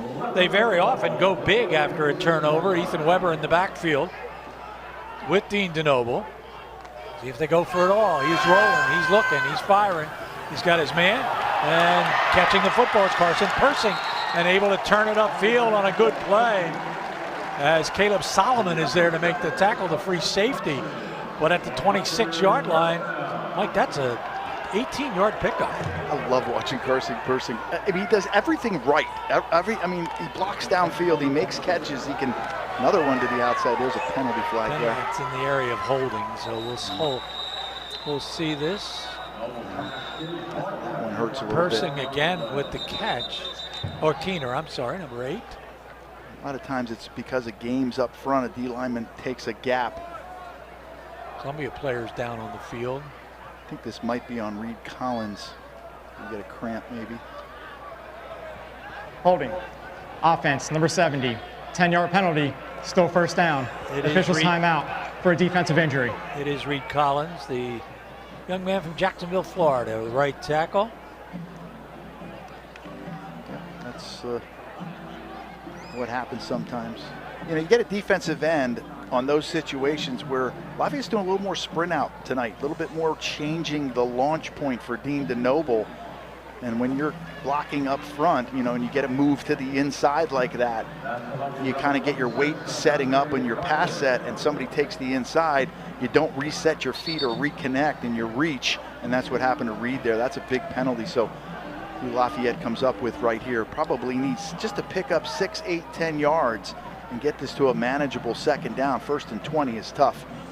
Third penalty for 20 yards against Lafayette. And it brings up a 1st and 20. Weber in the backfield with DeNoble. Lafayette normally comes out and just runs the football here. Dean DeNoble, that's his 27th start of his career. He came in with 438 completions, and he's racking them up right now. As making some moves downfield is Devin Page. Page is very quick out of Baltimore, Maryland. As pickup will be a gain of 11 down to the 20-yard line. Yeah, the speed sweep right there. I love that play right there. And really what it does is it gets a stagnant defense to have to chase a guy who's moving. And with the speed that Devin Page has, really nice decision. It looked like Dean wanted Hosick on the center route, down the seam. He came off of it, gave it to a guy with speed on the edge. So a good decision there by Dean DeNoble. And Gary, they get half of it back. And I made a mistake. They're celebrating 200 years here at Lafayette this year. That's not the 20-yard line. It's the 25. Got him. Back to Noble, firing into the end zone. And is it a touchdown? No. They're going to call him out of bounds on the 1-yard line. Making the catch is Ethan Hozak, the young man from Allentown Central Catholic High School, just 20 minutes away from Lafayette. And that will be a gain of 24 yards. 1st and goal from the 1. And let's take a look at the pass play. Yeah, they fake the jet and they go back or cross, so it's basically just a waggle play. Great job by Hosek getting his feet in, and that should be a touchdown. Boy, that was really run quickly, almost before anybody got set. Ethan Weber gets the final yard. I don't see a flag down. There's all kinds of movement going, and it's going to be a touchdown. Illegal substitution. Defense. 12 players on the field at the snap. The penalty is declined. Result of the play is a touchdown. So the Leopards put back-to-back touchdowns together, and they now lead this one by a 30-14 score. Good drive by the Leopards. Yeah, that was the first play right there that they did not get in, and then they come right back quickly on the football. And watch the push they get up front here again, just between Kinney, Spencer Adams. Beautifully done as the extra point oncoming by Jack. The defense wasn't set at all. No.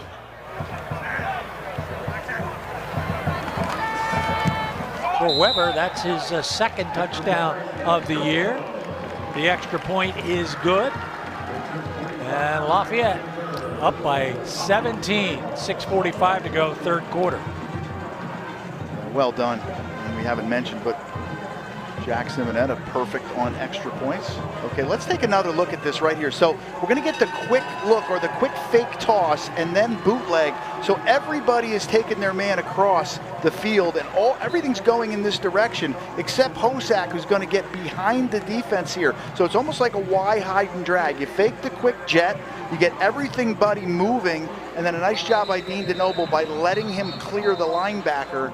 And as he does that, he delivers a dime to his big tight end. I tell you what, Hosak, when he scores, Lafayette normally wins. Dean DeNoble having a typical Dean DeNoble game. 11 for 15, 127 yards, 73%.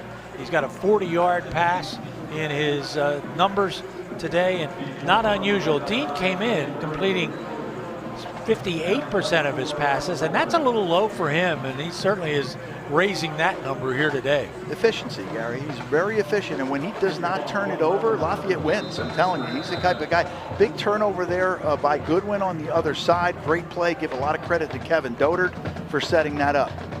Cruz and Covey to receive the kickoff by Lafayette. And this is a short one. As Walters is there to make the catch.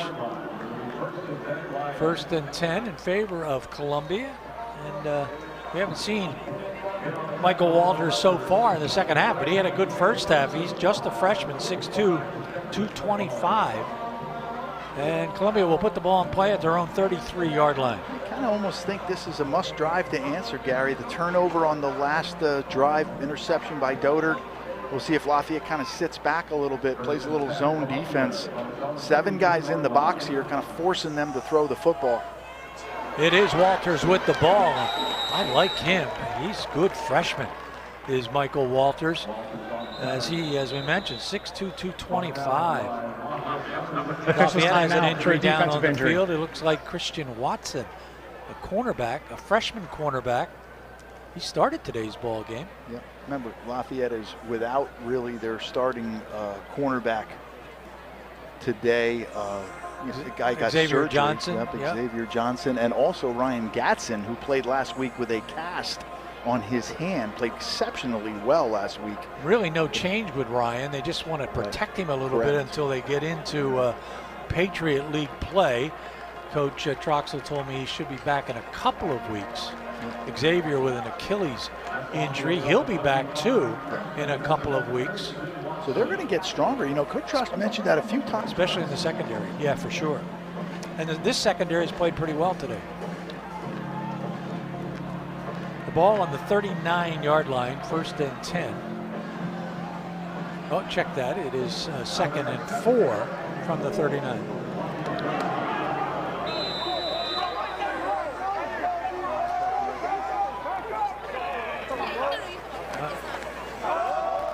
Good move. Again, it's Walters. Walters is going to be special.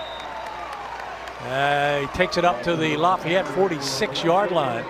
That's a gain of 15 yards. Make it 14. They'll mark it back a yard. Okay. Well, now it's, there we go. Back to throw. Looking downfield. And that's a good completion by Goodwin.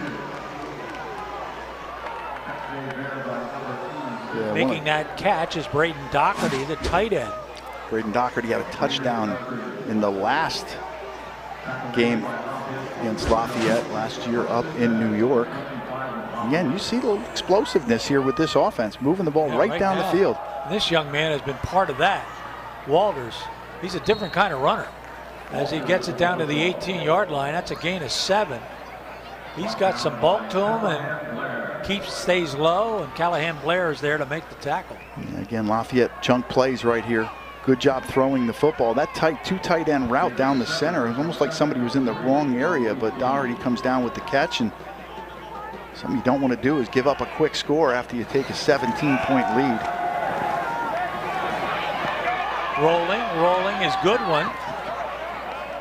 And Goodwin will have the ball caught at the 10-yard line. Gain of 8. And Titus Evans. Official timeout for an offensive injury. Titus Evans is down on the sidelines. He's had a good ball game in his wide receiver spot. Again, good scrambling ability there by Goodwin to get out. He delivers a strike. See if he's in bounds here. Yep, definitely got that right foot down. Goodwin's got a couple catches here. He's a guy that does a nice job coming back to the quarterback.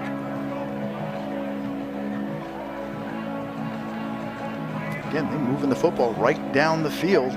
This has kind of been the MO for Lafayette on both sides. I mean, remember, they came into the game, Gary, scoring 30, but giving up 30 on the other side. So, but you can't blame all that on the defense. No, not at all. A couple of touchdowns came from the offense. Right, exactly. Giving the ball to the defense. Lafayette, the opponent's averaging 29.7 points per ball game.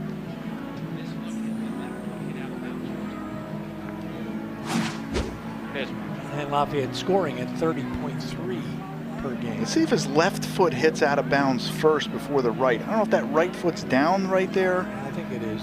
I think it is too. Yeah, I think his right foot is down in bounds prior to the left hitting. So I don't think there's any chance that that's not going to be overturned. We're just stopped here because of the injury, and Titus Evans still down on the sideline. Looks like a cramp. It is warm today, Gary. It's a little warmer. I mean, we've had that really nice weather in the 60s, 70s, and today was in the 80s. So, if anything, I tell you what, this break here in the action is helping Lafayette. Yes, it is. They had good momentum going for themselves. Titus Evans, a good-looking young receiver. So Titus Evans is up, and Titus on the day had 4 catches. Rolling He on was the the field of leading a completed receiver. pass 66 is under further yards. review. They're going to check. Our director said that his foot was out of bounds before he made the catch. So he called up to the booth and he said, I want this reviewed. So we think he's wrong. And this will prove it. Yeah, I think his right foot was down, and I don't know if anybody has any better camera work. You know, we talked to the some of the referees that are in the booth doing these reviews before the game, and we told them, you're going to have plenty of angles because we have the best crew in the nation. I would put our guys up against anybody. Football knowledge-wise, IQ. Take a look at his right foot. Does that come down first, or does the left come down first? That's a good catch. Yeah, I think his right toe touched down just before the left foot. Get another angle at it here. That's okay. First angle was Olivia. Second angle was Zane. And this is Charles Martin's angle, which I think is going to tell you that it is a catch. Watch his right toe. Well, with all these Bang, angles, how right did Director Chris Zaya get it wrong? Is Chris at home, or is he in the He's the outside. truck? You're watching in the truck. He's not home. Great job. Great camera work. I think that's going to stand. And I think that's going to make it 1st and goal. Am I correct, Gary? The ball is on the 10-yard line, and I think you're right. They've taken the chains away. Yeah. The worst 1st and goal to get, Gary, is 1st and goal at the 10, isn't that? Yeah, right. Isn't exactly. 1st and goal at the 10 is something you don't want. But yeah, wow, look at this. They're taking a long time to make this decision. Look at that shot. Yeah, we had another shot here in the booth of a close-up of the feet. Let's go back to that one. Yeah, let's show that one if we can as we get some of the fans. Great crowd here tonight. Lafayette, Friday night football, Friday night lights here. It's a good catch.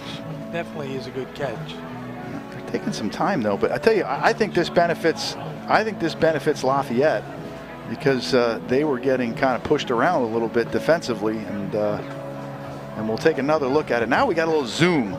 There it is, boom. Toe is down. Again, you can't see the hands at that point in time, but take my word for it, I think that is a good catch, which means they're probably going to overrule it. Chris is hoping that it's inconclusive, but they don't use that word anymore. Yeah. They only have 2 words they're allowed to use now, upheld or overturned. You know what's nice, Gary, though? We're back in the booth. We're here. 3 weeks.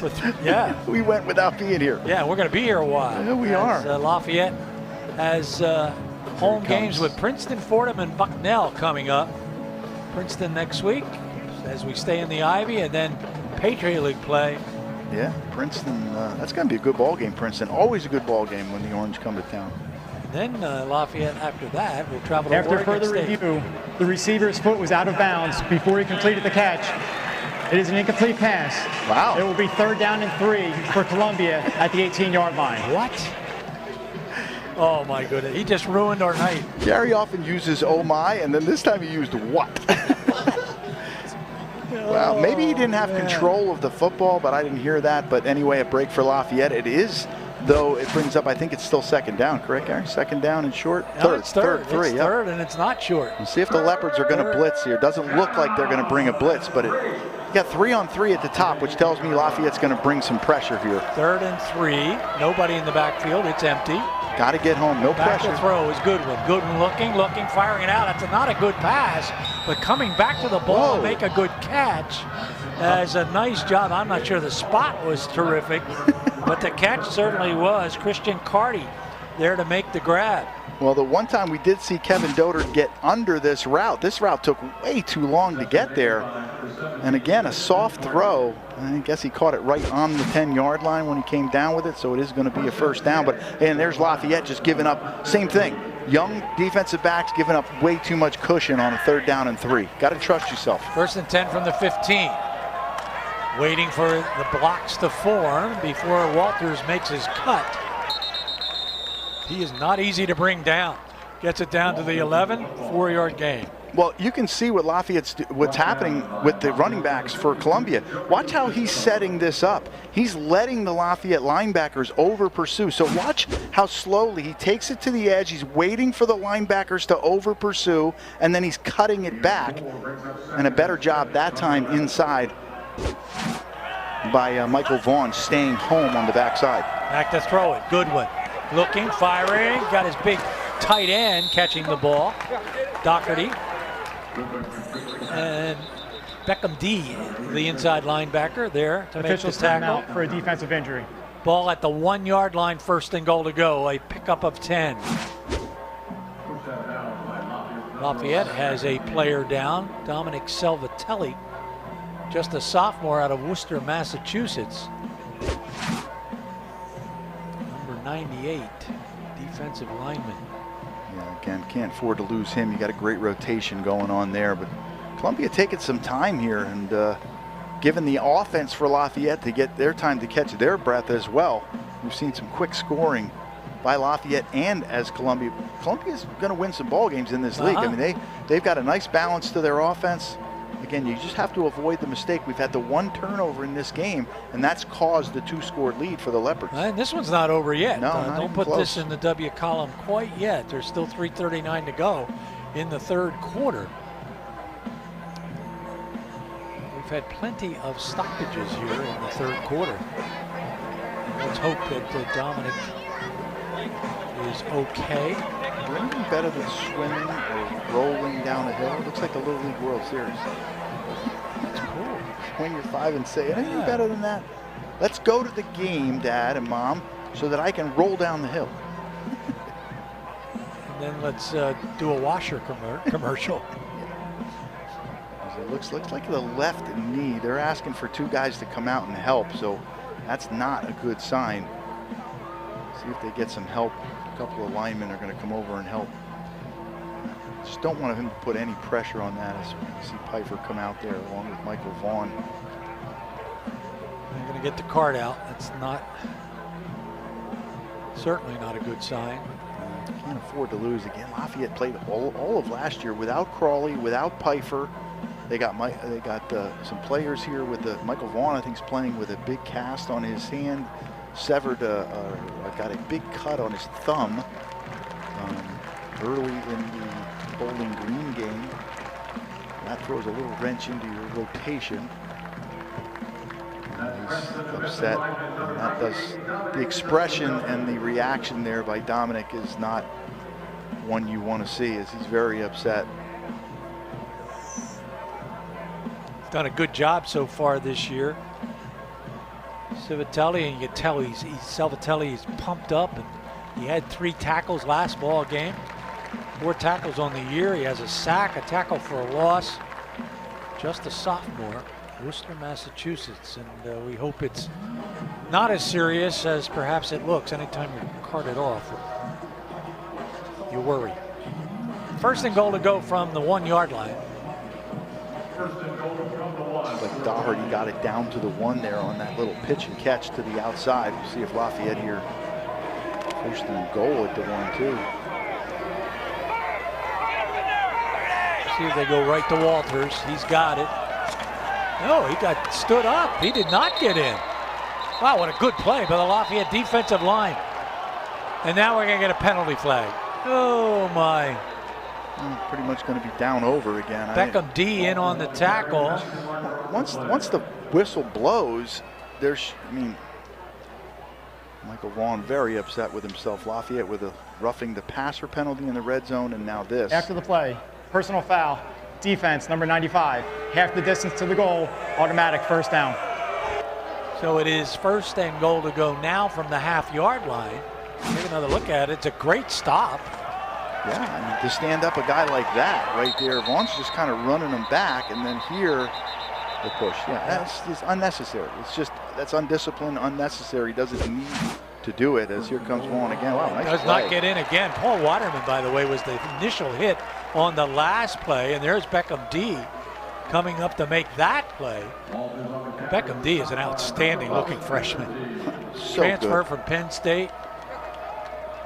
Came in number 3 in the team in tackles.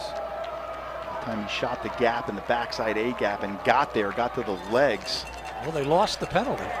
Back to the 1 yard line. Get some penetration here. Oh my, back to throw it is Goodwin getting pressure, and he just has to throw it away. Good job by Lafayette putting some pressure on Goodwin. Jalen Edwards was in there. Yep. Darson Genty. Genty was in there. You know who we haven't seen tonight, Gary, is Robert Stevens. Hasn't played. So I wonder, I did not know he was not going to play tonight, but he has been out of the ball game, and he is obviously their #1 tackler defensively. But you don't lose a lot when you have Weiderman and Beckham D in there, and obviously Darson Genty. He was given to me as a starter by Coach Troxel. Robert Stevens, 11 tackles in the Bowling Green game.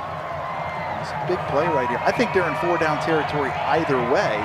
Griffin Johnson in there now, but just a block. Back firing over the middle. Is that a good catch? No! Ball's on the ground. That was flag. Now here comes a flag. Oh, my. Hit was high to the head. That was D again. But Beckham D with the coverage. Let's take a look. If it's not interference, it's not targeting because it was a hit from the shoulder. Boy, well, let's hold on and see what the call is. We got a good look at it, so you'll get a good look at it as well as they talk it over.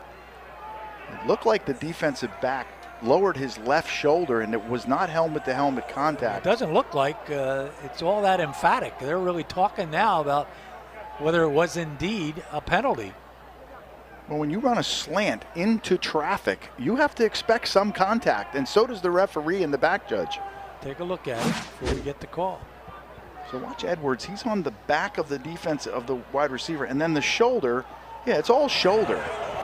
Personal foul. Targeting. Defense, #9. That's not targeting. The previous play is under further review. It's not even close to targeting. It's a shoulder. He led with the shoulder. Again, is that if it's not in the head area? So my question is, if it's is it a penalty or is it just a chance to be targeting?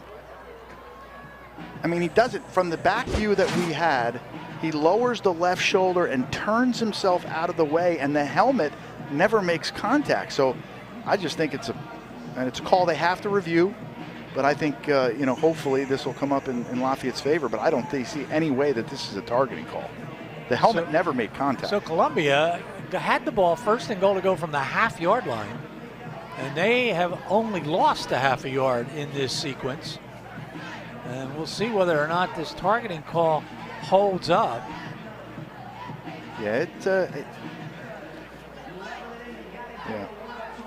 I don't know. Again, we're 150 yards away, so that back judge was within 6-7 yards of it. But I think once they review this, you'll see Darson Genty now. Very active player. Take a look at Genty, #8 coming. Watch him turn his entire body, lead with the left hand or the left shoulder, and if anything, it's the side of the helmets that made contact. But again, when you go in that area, there's congestion. You got to expect hits in that area. He led with the shoulder, and he did not hit the head. Yeah. And he did separate the receiver from the football as well. I mean, I could see maybe calling a late hit, but I wouldn't even agree with that. But my question is, if it's not targeting, okay, is it still a penalty? There can't be, right? So it's 4th down. Correct. I mean, it's either targeting or it isn't. Right, either way. But so there's no flag for targeting. It's just a look at it for targeting. Well, he called it. Okay. He called targeting. Now it's a matter of whether it stands. Right. Okay. So whether it's upheld or overturned, those are the two options. And I think either way, Columbia, I think they're in 4-down territory. Oh, they have to go for it. They're on the 1-yard line. I don't think. I mean, even though a field goal gets you within 2 scores, 14 points, I think you're still in a position. But how about the Lafayette goal line stance so far? Yeah. Wow. There have been some crushing hits down there. And Lafayette this year, they've been, and you and I have watched over the years how good they've been in the red zone.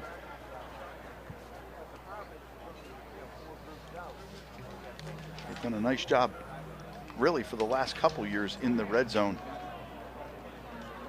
Opponents' 4th down conversions, if that happens, is only 50%. 4 for 8 against Lafayette on 4th down conversions. So we'll see if this gets to a 4th down. We've had 3 of these tonight, Karen. We've had plenty of conversations, that's for sure. Here's the call right here. After further review, there is no foul for targeting on defense #8. He may remain in the game. It will be 4th down. Yeah. Well, it's 1-1 right? Now, right? It's 1-1. Zaya gets one, we get one. Hey, big down here for Lafayette. Again, we mentioned it. Opponents' 4th down conversions. Lafayette has been 8 They have converted 4 opponents, so 50-50 shot. And I tell you what, you and I have witnessed a lot of good goal line stands on this field by Lafayette. Yes, we sure over have. the past 5 or 6 years. Johnson is in there. Johnson has it. No, he does not. The cornerback kept it and not caught. It is not caught. An incomplete pass. What a stance at the goal line by Lafayette. They stopped them on the 1. They got a penalty to the half-yard line. Ruling on the field is an Stopped incomplete forward pass. The loss of That'll a be yard. first down. Wow, Beckham D. Look at that young man. He's a freshman. He is pumped up. I think you get to ring the bell for that. He does. He's ready too.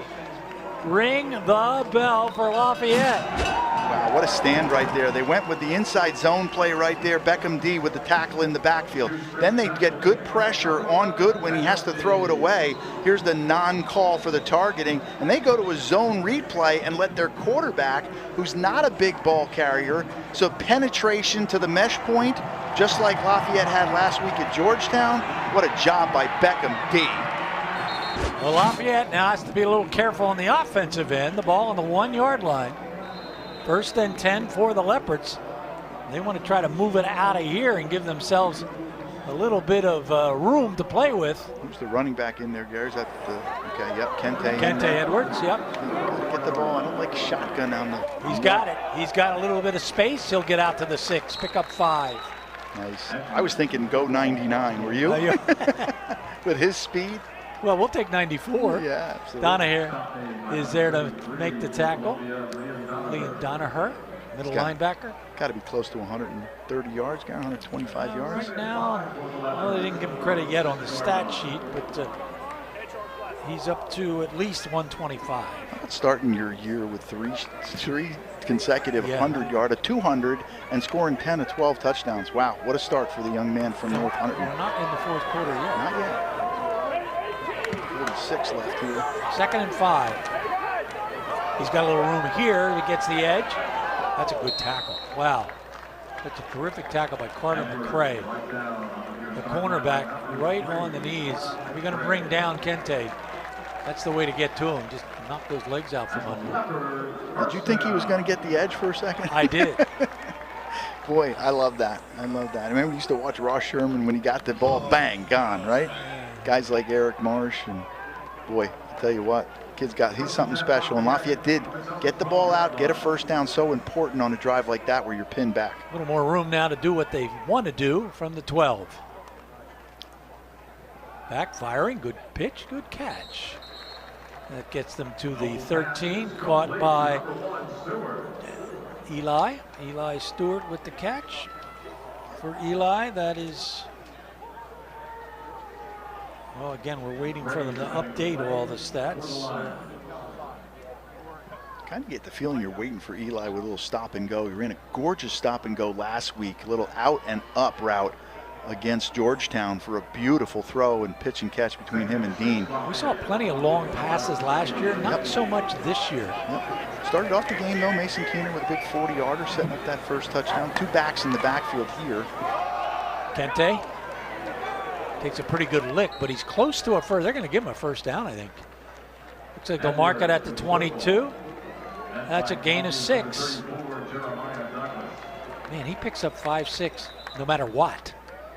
Douglas is in on the tackle. Jeremiah Douglas, strong safety. That's it. The third quarter, I think, will come to a close once they Officials set the timeout ball. for a defensive injury.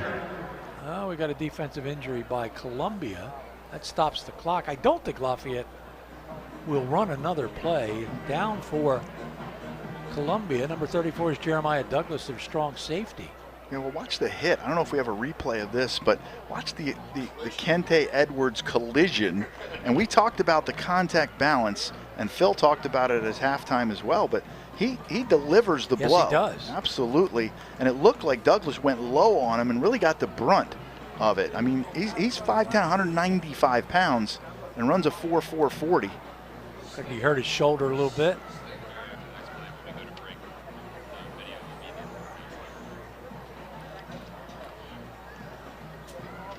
So we'll see once they wind the clock up again whether Lafayette's interested in running another play. It'll be 1st and 10 from their own 22-yard line. I think this is where Lafayette takes a shot as you get a good look at John Poppy right there. He's done a really nice job since he's got here. Division III head coach, much like Coach Troxel, bringing that type of effort. And it's been a 14-0 third quarter for Lafayette. So credit to the D, credit to the offense. I'm looking for a nice little pump and go here to Elijah. They're not going to run a play, Mike. They're going to just go right into the fourth quarter. Yep. So it'll be the end of the third quarter. Lafayette up by 17. 15 minutes This is the end to go. of the third quarter. We'll be back as we take a look.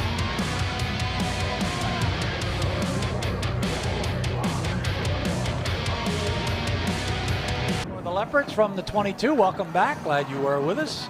Fourth quarter right around the bend. I'm Gary Laubach along with Mike Joseph, as we'll be here for the next 3 weeks. 3 more home games in a row. Took a while for the Leopards to get home, but they went 2-1. And now hoping to go 3-1. It's Kente Edwards again, able to creep through. Let's go down to the field. Megan is with a very special guest, President Hurd. A very special guest indeed, Gary. President Hurd, thank you so much for joining us. It's a really exciting time with Lafayette getting ready to celebrate the bicentennial. Could you share with the group of what are some of the things in store for this celebration? Well, I'm so thrilled we're here tonight under the big lights on a Friday night, all the energy. But next weekend's the official kickoff. So all of you Leopards, please come home. All of our alums, all of our friends, our family. There'll be exhibits over the next 16 months, including one in the National Archives in Paris. Our faculty have done bicentennial grants and doing some great research. Our students are doing all sorts of projects. And we'll be in Oregon, we'll be in Austin, we'll be all over the country together. So this is a moment to amplify. A great bicentennial celebrates our amazing history, and it sets the course for our future and our third century together. So, President Hurd, how about yourself? What are you most excited for with this celebration? So all you out there know this, Lafayette punches so far above our weight. Here we are, a Division I school, we're small but we're mighty, and we already have some partnerships that show our incredible alums leading industries. So the swag is from Abercrombie & Fitch, which is run by one of our alumni, Fran. The Crayola partnership is Pete Ruggiero, one of our board members is the CEO of Crayola, which is a great Easton-based company. So look for Lafayette alums to be lifted up. And again, this is the beginning of our third century. It's time, our moment, folks. This is our moment to shine and to cast a beautiful future together. So this is an important moment. I absolutely love this. Our moment indeed, small but mighty. President Hurd, thank you so much. Great, thank you. Gary and Mike. Always good to hear from President Hurd, and Megan, excellent job in the chat as the 200th anniversary all year long being celebrated here at Lafayette. Jakiri Henley in the backfield after a couple of Kente Edwards runs. 1st and 10 from the 36-yard line. Jakiri has it. And he shows a little Kente patience as he'll pick up 3 yards on the carry. The tackle made by Joshua Powell, the defensive end. There's something about an offensive line when you can churn out first downs. It's almost a little demoralizing to the defense when you're up 14 or 17 points and you can continue to run the ball consecutively. And Lafayette's done that the last 5 plays and churned out 2 first downs. Mike, you and I both came into the season highly touting our wide receivers and Dean DeNoble. But with this rushing attack, Lafayette has done a great job of taking time off the clock, moving the ball. I mean, it does kind of negate the passing attack a little bit, but it's very successful. Kellen Patterson is there, the defensive tackle, to make that tackle. Big 3rd and 5 now for Lafayette. They've got to get to the 46. Big down here for the Columbia defense. They have to find a way to get off the field here. A first down here would be really tough for them to swallow. They're lining up in their nickel, a little 3-4, 4 over the top. They've been in a lot of this umbrella type defense, giving up things underneath. We'll see what Lafayette does here. Dean rolls, looks, trying to find a black shirt, fakes out a potential tackler, and he's going to be a yard shy of a first down at the 45-yard line. Yeah, Dean comes up a little bit gimpy right there. I wonder if he got kind of stepped on the back of his heel. Yeah, it looked like the defender rolled over on the back of his heel. But good job by him buying some time. And again, not throwing it into traffic. He didn't force it. He didn't try to throw it across his body. That's a senior quarterback, knowing the score, knowing the time of possession, and understanding that kicking the ball is not the worst thing in the world as Christian Bush comes in. Covey is back to receive the Bush punt. Whoa. Boy, that's a beautiful punt. And look at that. It's Mike's 9-iron as it hit and backed up. The perfect punt. That is a 50-yard punt. Wow. Timeout. What a weapon. We've got a timeout down on the field, and we will be back.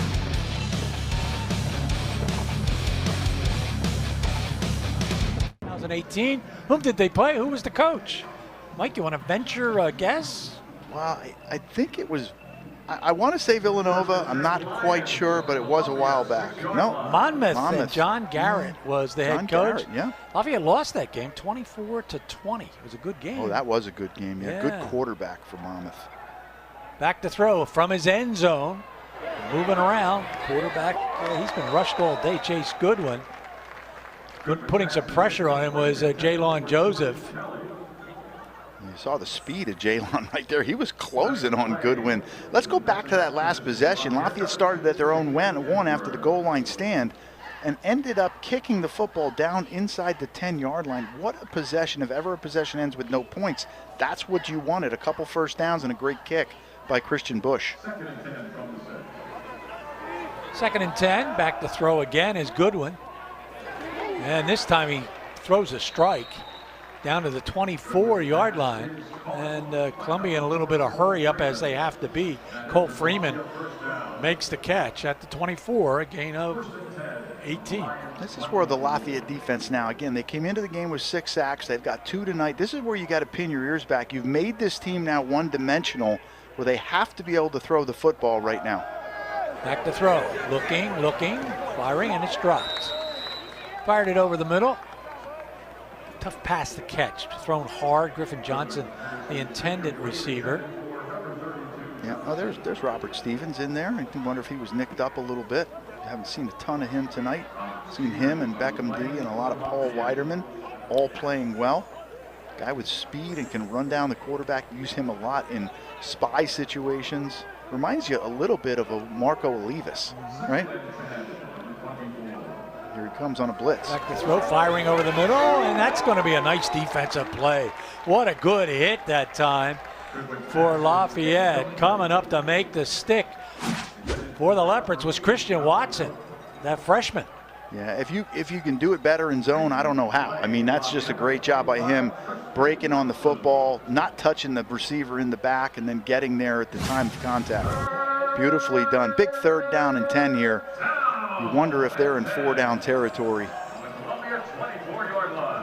10 minutes to go now in the 4th quarter. Back to throw, firing over the middle. They're not going to get, well, pretty good drive that time by Colt Freeman, but he stopped short of a 1st down. And now I think, Mike, they are in 4-down territory. Yeah, I think you're right, Gary. They're going to hustle back to the line of scrimmage and probably run the football inside right here. Looks like maybe. They're going to throw it, and it's complete for a 1st down. Good catch by Hutch Crow as he'll get the ball up to the 38-yard line, and they'll keep the football. Hutch Crow with the touchdown in the 1st half on the crossing route. Again, Lafayette brought a little bit of pressure, extra man, 5-man there. Back to throw. Goodwin, and he's got a good catch. Oh, and the ball fumbled, but falling on it immediately. I think it's a good catch. Cole Freeman makes the catch. Kevin Dodert is there to make the tackle.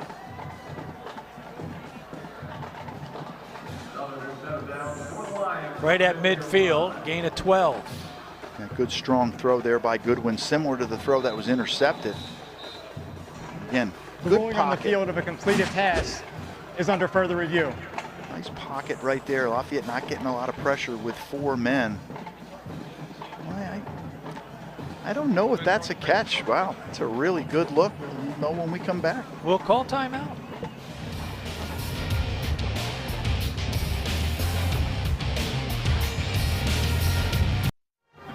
Right at the 50-yard line is where the football is. 9:03 to go It'll be 1st and 10 for Columbia. Lafayette up 31-14, and we're trying to decide whether the last play we saw was a catch.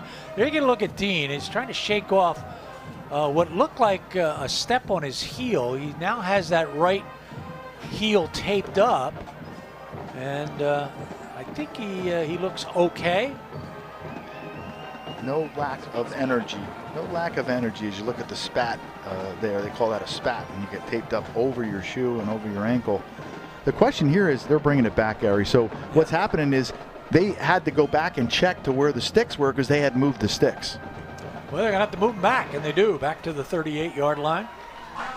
So that is an incomplete pass, brings up 2nd and 10. Probably be all passing now for Columbia, down by 17. Here's the call. After further review, it is an incomplete pass. It will be 2nd and 10 for Columbia at the 38-yard line. The review seemed to take an inordinate amount of time. It gives you and I a chance to talk a little bit. Well, that's not good for the people at home. Lafayette, I think, showing 5-man rush. I don't think they'll bring 5 here. No, they're going to bring 6. Everybody. Yeah. Back to throw, firing, and out of bounds. As Hutch Crow was the intended receiver, and coverage by Kevin Doder. Yeah, and I give Mike St. Germain a lot of credit. I mean, you're up 17 points. You're not looking to bring pressure like that and put your secondary kind of out to dry, but he did, and they brought 6, and they just got Goodwin off his spot as you get a look at St. Germain right there. That's the first time tonight that they brought that many, I believe. There's the bomb downfield. That's not even going to be close to anybody. That was intended for Hutch Crow. I think you got to punt the football here. I mean, there's enough time to get at least 2 more possessions, even though you're down 3 scores. I don't see any way that John Poppy can go for this here. 4th and 1, 4th and 3, midfield. But if you're Lafayette here, you keep your defense on the field and you go what we call punt safe. And boy, I'd love to see Mason Keener get his hands on a football here. Well, he's not back there. Oh, he's not? I'm sorry. Number 13. Okay, Doder? Or is that Page? Page, Devin Page, couple of 13. We just jumped off sides. Lafayette was off sides, I think. So we'll hold everything. And the problem here is 4th and 5. John Poppy might change his mind. You know what I'm saying? 4th and 5. Well, it's going to be less than 5. It's going to be, no, it would be 4th and 5, I think. Yes. I think, I don't know. I think they're going to bring their offense back on the field. It looks like they're coming back with their offense on 4th and 5. That's a big penalty. Offside. Defense, kind of number plays. 99. 5-yard penalty, still 4th down. Kind of plays that have kind of haunted Lafayette all season, even though they're 2-1, they've played well. But these plays make you scratch your head a little bit. I just mentioned, I mean, 4th and 5, 4th and less than 5 are downs where you would consider it in no man's land here between the 40s, and you just gave them an opportunity to get a 1st down. That's a monster mistake.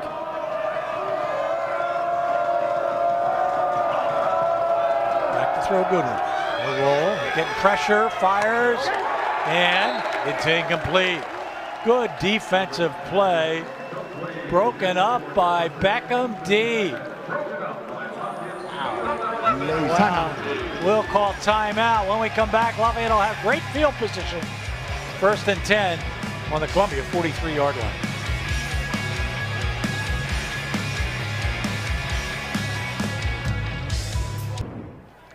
We're back. Lafayette ready to put the ball in play from the Columbia 43-yard line after stopping them on downs. And Dean DeNoble is back in there for Lafayette. Handoff. That's Weber, Ethan Weber with the carry. Ethan on the night. That's his 8th carry of the evening. Caleb Solomon is there to make the tackle, and it's a gain of 3.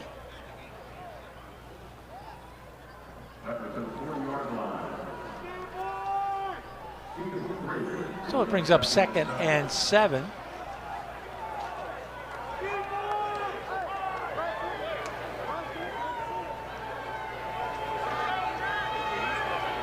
Lafayette taking as much time as they can.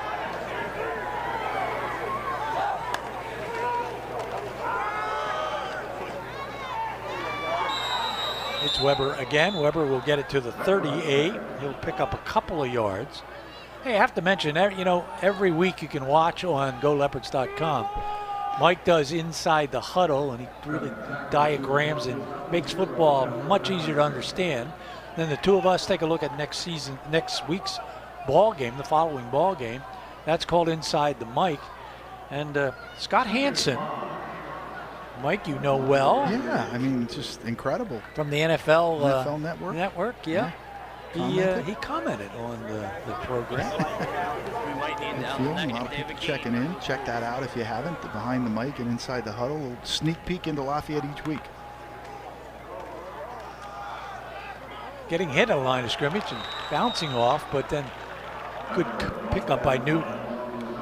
Charlie Newton. How many tackles does Charlie Newton have today? Good football player. It's going to be 4th and 6, and the decision here for Lafayette, you certainly Timeout. don't want to give Columbia They're first to the half. a short 30 field seconds. here, so you might see Lafayette try to pooch kick this in or go for it. You never know. We'll keep it right here, obviously. And 6:57 left. You got 3 possession game, so an opportunity here. You'd like to see Lafayette there pick up that first down, but you don't want to put the football in the air. Just a quick synopsis of the day so far. Jack Simonetta with a field goal of 37 yards, his first of the season, and it was good. Lafayette 3-0. And Kente Edwards for 13 yards for a touchdown, his first in the ball game. Simonetta good on the extra, 10-0 Lafayette. Then Chase Goodwin completes a pass over the middle to Hutch Crow. Extra point is good, 10-7. Then the Kente Edwards run of 3 yards for the touchdown. The extra point good, 17-7. Johnson Griffin gets a run of 4 yards up the middle. All of this in the first half, make it 17-14. And the entire second half says that's belong to Lafayette. Kente Edwards touchdown, and then Ethan Weber touchdown. Punt is up, and fair catch is called for. And Columbia will have the ball at the 7-yard line.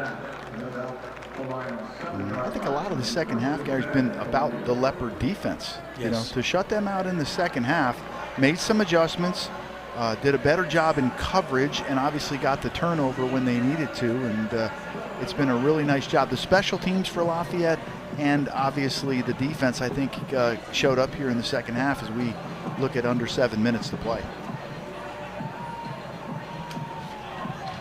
Patriot League this week. Games are tomorrow. Holy Cross is at Yale, so that is Patriot League Ivy League. Georgetown at Brown, same thing. VMI at Richmond. And then in the league, Fordham's at Colgate and Lehigh is at Bucknell. So the league's starting to warm up a little bit. That's a good catch to Cole Freeman. Freeman gets it out to the 17-yard line. Let's see where they mark it. They're going to mark it at the 22. Gain of 14. And Freeman with a nice move at the top of the route on Kevin Dover. Just got him to turn his hips.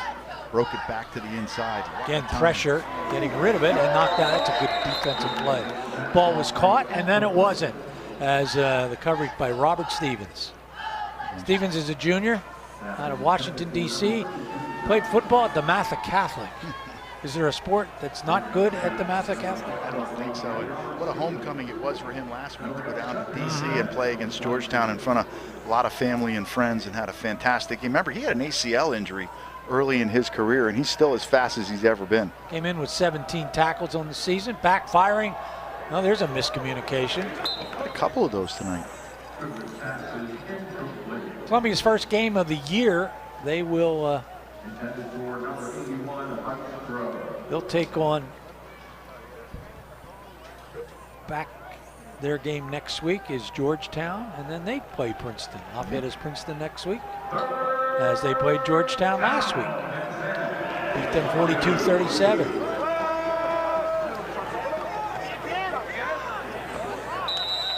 Close. That was coverage. close, yes. Catch is made by Hutch Crow again.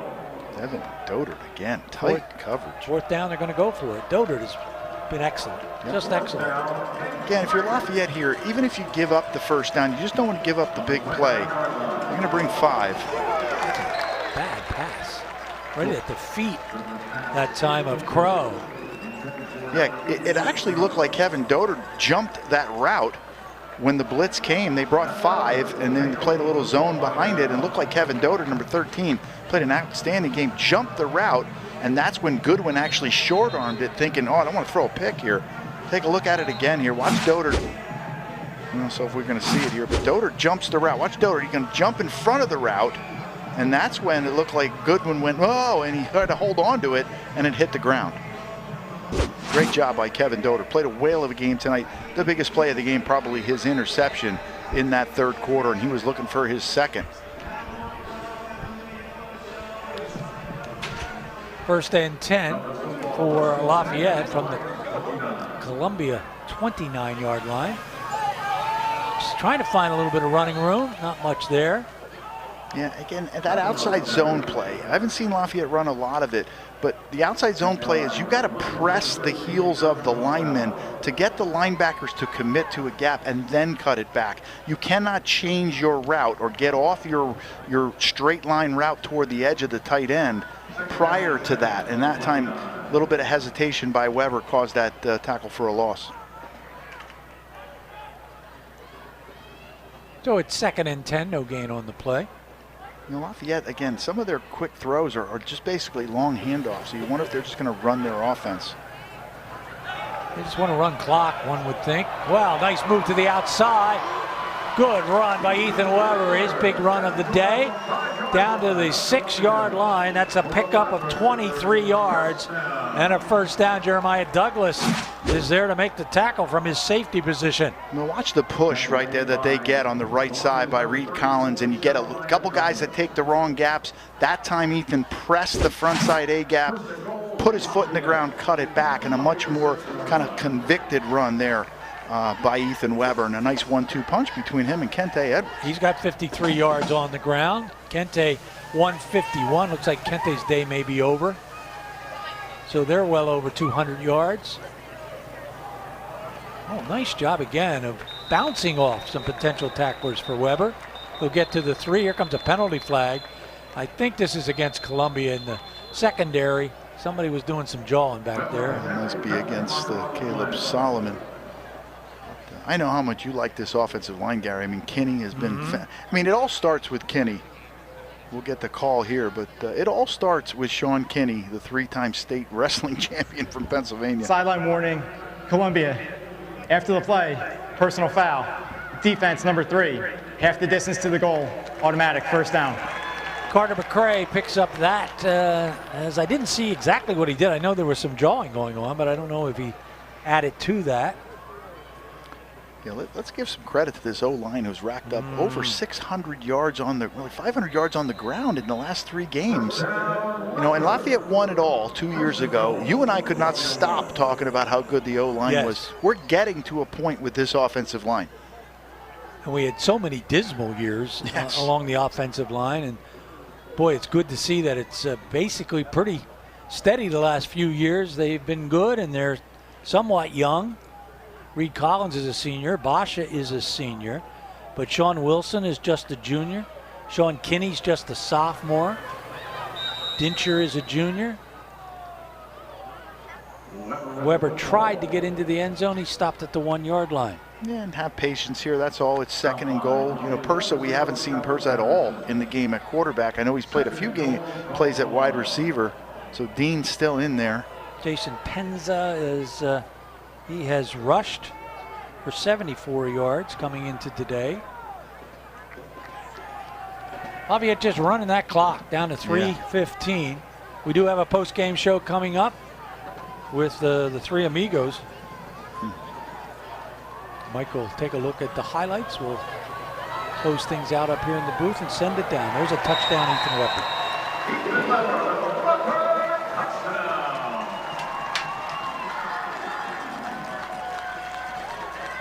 Beautiful.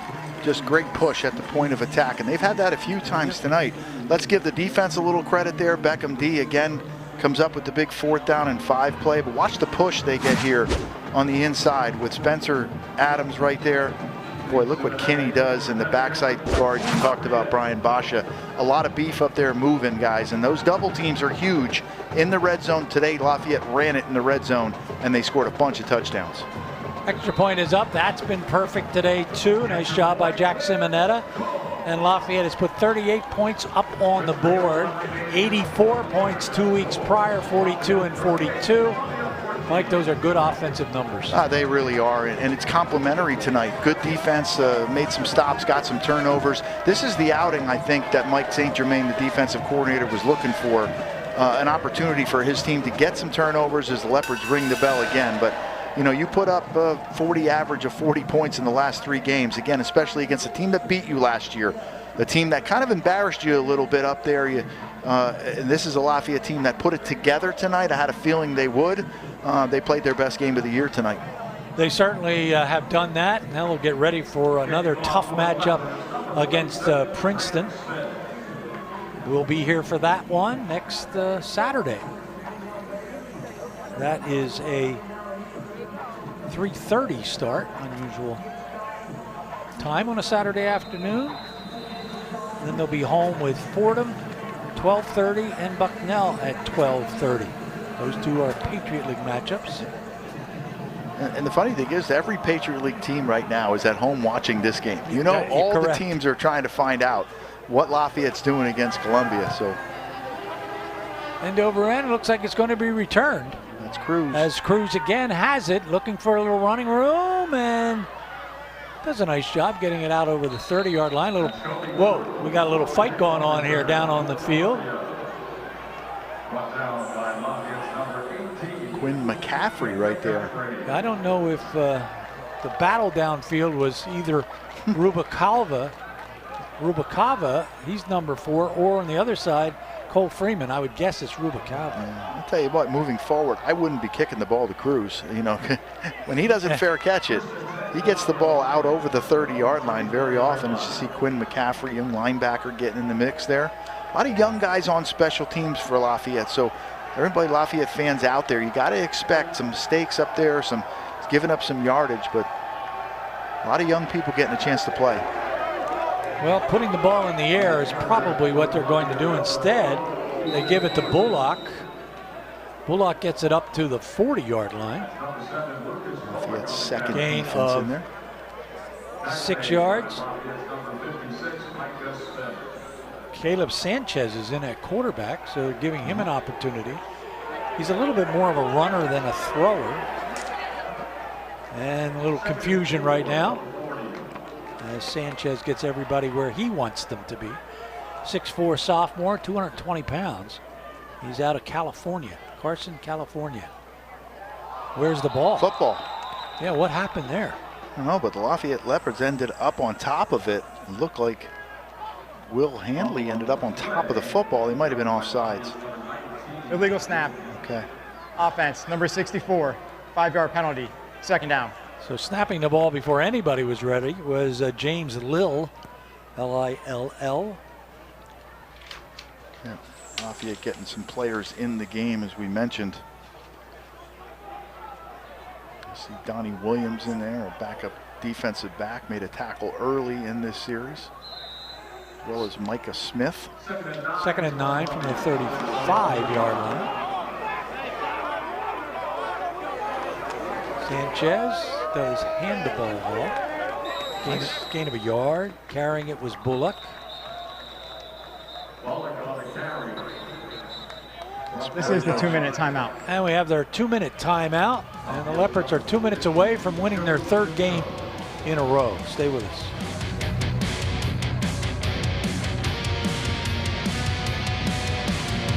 Under John Troxel. Back to throw. Firing downfield is Sanchez. Almost intercepted.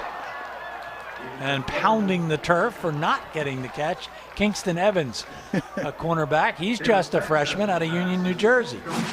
Kingston's going to see that one tonight when he puts his head on his pillow saying, man, if I just keep running. He just slowed down a little bit. It was over his back shoulder. But still, good defense. Good job getting his head back and eyes to the quarterback as you're going to see them punt again. I don't know who's running out there. It looks like Mason. Sleeman is to punt it away. Mason Keener is back at his own 21-yard line. And the Leopards will be close to taking a knee. And this one, that's going to get in the end zone. So not a good roll that time for Sleeman to come out to the 20-yard line. It ends up being good number for him, 64-yard punt. Good decision there by Mason Keener, just to let that hit and read. And a lot of times when you read it, if it's end over end or type of kick, like a kickoff, you know that ball is going to shoot forward and go in the end zone. Coming up, the post-game show presented by the Maroon Club. Every gift matters every year. Join the Maroon Club today. Our player of the game presented by Coca-Cola. Experience the Coke side of life. There's a couple guys to pick from tonight. I'll tell you what, a couple on the defensive side, a couple on the offensive side. Mike, we're 4 yards shy of 400 yards of offense. So let's just pick up 4 and call it a night. How about it? Beautiful.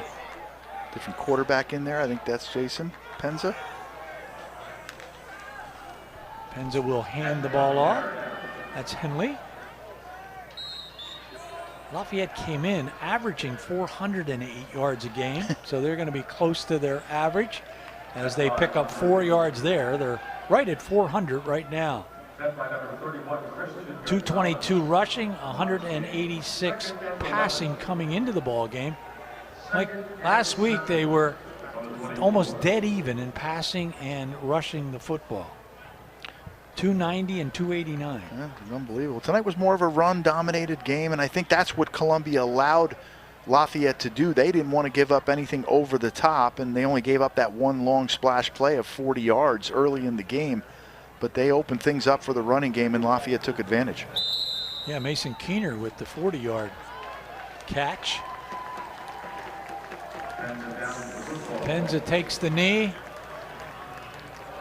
Did they lose a yard now? Now they're at 399. Tell them, they got the green dot now. You can talk to the quarterback up to about 15 seconds. Tell them to fall forward, right? The assistant coaches have left. They've all left the booth. There's nobody doing any chatting from up here. That will do it. You see John Troxell making his way over to shake the hand of John Poppy. As Lafayette will win game number 3, they'll go to 3-1 and start thinking about Princeton tomorrow. 24 hours, they can pat themselves on the back. It's just a good, solid game tonight. They ran the ball well. They threw the ball as well as they needed to, and outstanding defensive performance, shutting Columbia out in the second half. Yeah, they did. They came in here with a little revenge. Didn't think they should have lost to this team last year. And, it's again, this is what you hope for at the end of the game. A lot of kids getting a chance to play some big-time plays on defense. They needed that, Lafayette. They hadn't played great defense. They tackled well, but they haven't really stopped a lot of offenses. And today, Lafayette started and finished the game, especially in that first quarter. They took advantage of a mistake or two by Columbia, got out to that 10-0 lead, and led really from start to finish. So really nicely done, well done by Dean DeNoble to lead that offense. They had some really beautiful possessions. Kente Edwards sprinkles in another big game, so hard to tackle. Offensive line play. So Lafayette, again, like you said, Gary, from start to finish, a complete game, and they needed that tonight. 150 yards on the night for Kente Edwards. 25 carries, 6 yards per carry. 3 more touchdowns, and let's take a look at some of the highlights from tonight's ball game. Yeah, and Lafayette got out to a quick start. They tried to get the ball down the field here. You see Kente Edwards there with a beautiful run to get in the end zone. That made it 10-0 after an early field goal on a misplayed kickoff as Lafayette rings the bell. Columbia, came right back. They have a very good passing game. They got good wide receivers. Lafayette's blitz doesn't get home. And you see a beautiful throw there to Crow in the slot for 17 yards. That cut it to 10-7. And then I think the Lafayette offensive line started to lean a little bit on Columbia's D-line. As you see Kente take it in for his second one. Johnson's a strong runner. Remember, they had Georgie last year. He was fantastic, one of their top running backs ever at that school. He'll take it in. There's a 17-14 lead, so things still in the balance, but Lafayette came right out of the gate. This was a big 3rd down and 4. He knows what he needs to get. The quarterback, your senior pick up that. This was a huge play. 4th down, a little bit too much cushion. They take advantage of it. Mason Keener there makes a big-time play, and then again, you put the ball into the hands of the explosive player on the Lafayette offense, Kente Edwards. Wow, 3 touchdowns the week before, 4 last week, 3 tonight. I mean, that is just crazy. 10, big play. Kevin Doder had one dropped in his hands last week, thought about it all week, came back with a big play. This was huge. Hosack on the Y hide and drag off the play action pass. They've needed that. Lafayette needs more of that. Hosack brings it to the 1, and then you see a second Again, great compliment right there. Ethan Weber, a strong runner. He gets himself over 50 yards tonight.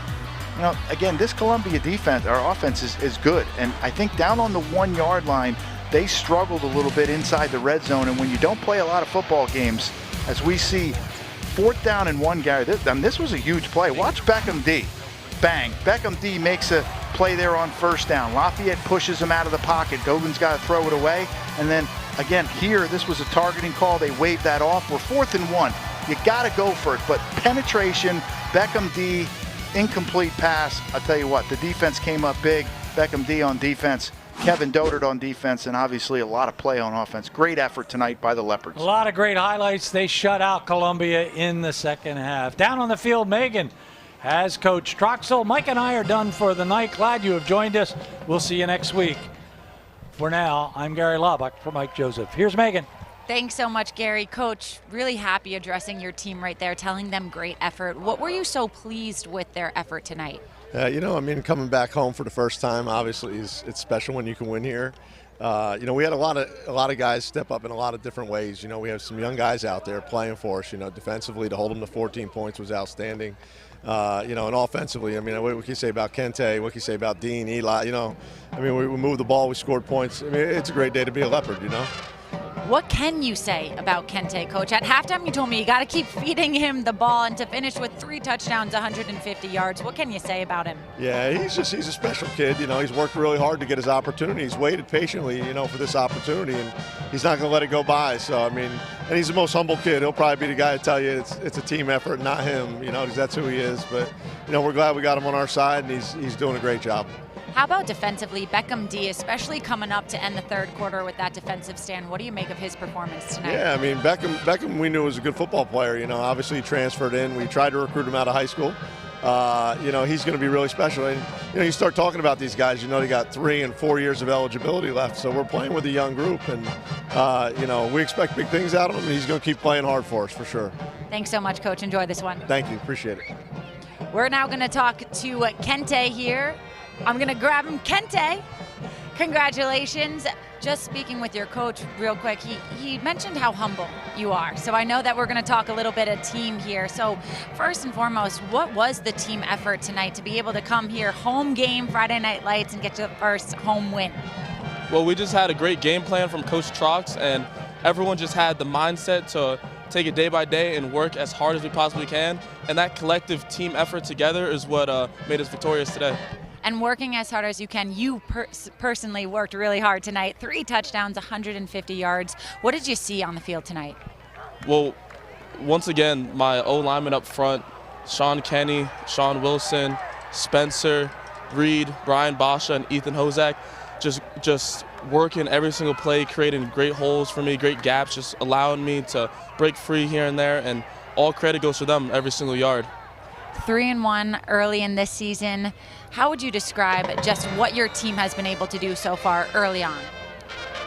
Winning a college football game is never easy, so when you go 3-1 with a hard game 1 opponent, it always feels great to build momentum and carry that off. So we're feeling good, but now even the game's over probably 5 minutes ago. Focus on next week, and we got to put it in the past behind us. Enjoy it a little bit tonight, though, okay? Yeah, I'll try. Thank you so much. We'll see you next week. Pleasure. Thank you. John and Phil, over to you guys. Thanks so much, Megan. Good job by you. And Phil, you heard Coach Trox say it. It's a great day to be a Leopard. Now, personally, every day is a great day to be a Leopard, but it's a little even better day to be a Leopard, right? Okay, there we go. But it really was. I mean, today was such a complete ball game. And we talked a lot about the run game. You know, it seemed like, as Mike Joseph alluded to, took away the stuff over the top, forced us to run the ball, but be careful what you wish for. That offensive line, I mean, the push, unless you were down here on the sideline, you may not have recognized it, but there were 4 and 5 yards down upfield before anybody laid a hand on Kente Edwards. Well, that's why I wanted to give them a little recognition in the first half, right? Because they've been doing that all season long, maybe with the exception a little bit with the Bowling Green game. But yeah, I mean, more of the same, for Kente, 150 yards today. Very efficient day for Dean DeNoble. I think 14 to 17, spread it around to 6 different receivers. that's a great game. Offense, defense, special teams. I mean, you want to run the ball, you want to stop the run. They did that today. They had 14 points at halftime, and what we talked about, one of the things we talked about was the fact that Lafayette might have been overrunning plays. I mean, I did not see any missed tackles. You talk about a defensive adjustment. They shut out a very good Columbia team in the second half. Megan, you had a chance to talk up close and personal to some of these guys. And how about the kind of young men that represent this college? Yeah, and I think the biggest thing, though, is when you speak with their head coach, right, especially just talking with John Troxell here after, he is just so pleased with what these young men are able to bring, not only physically on the field, right, but especially the types of guys that he has in his locker room. He's really pleased with his team's performance tonight. Feels really good tonight, Phil. Let's not get lost in the fact that we opened up against the defending Ivy League champion. We play the co-champion next week, and anyone who's been around this football team and this football program knows how tough Princeton can be. Yeah, 1,000%. Phil, what are you looking at with Princeton? So again, some of the same. We'll get back to it in terms of offensively. Get with the run game. You may let Dean go a little bit more. Get some games over the top, get some throws over the top. I think the biggest thing is we want to do what we did here. I mean, other than Salvatelli, we don't know word on him, but get out of the game basically. No one hurt. That's what we want to get through. We obviously want to win the game, but we want to be healthy for Patriot League games. Yeah, 1,000%. Yeah, it's going to be fun next week. It's also the kickoff of the 200th year celebration for the college. And as much fun as this was Friday Night Lights, I'm excited for a little Saturday action. Next week, 3:30 p.m. Eastern Time kickoff against Princeton. We will be here for halftime postgame, and Gary and Mike will be on the call. Till next time, we will see you guys. Lafayette 3-1 early in the season.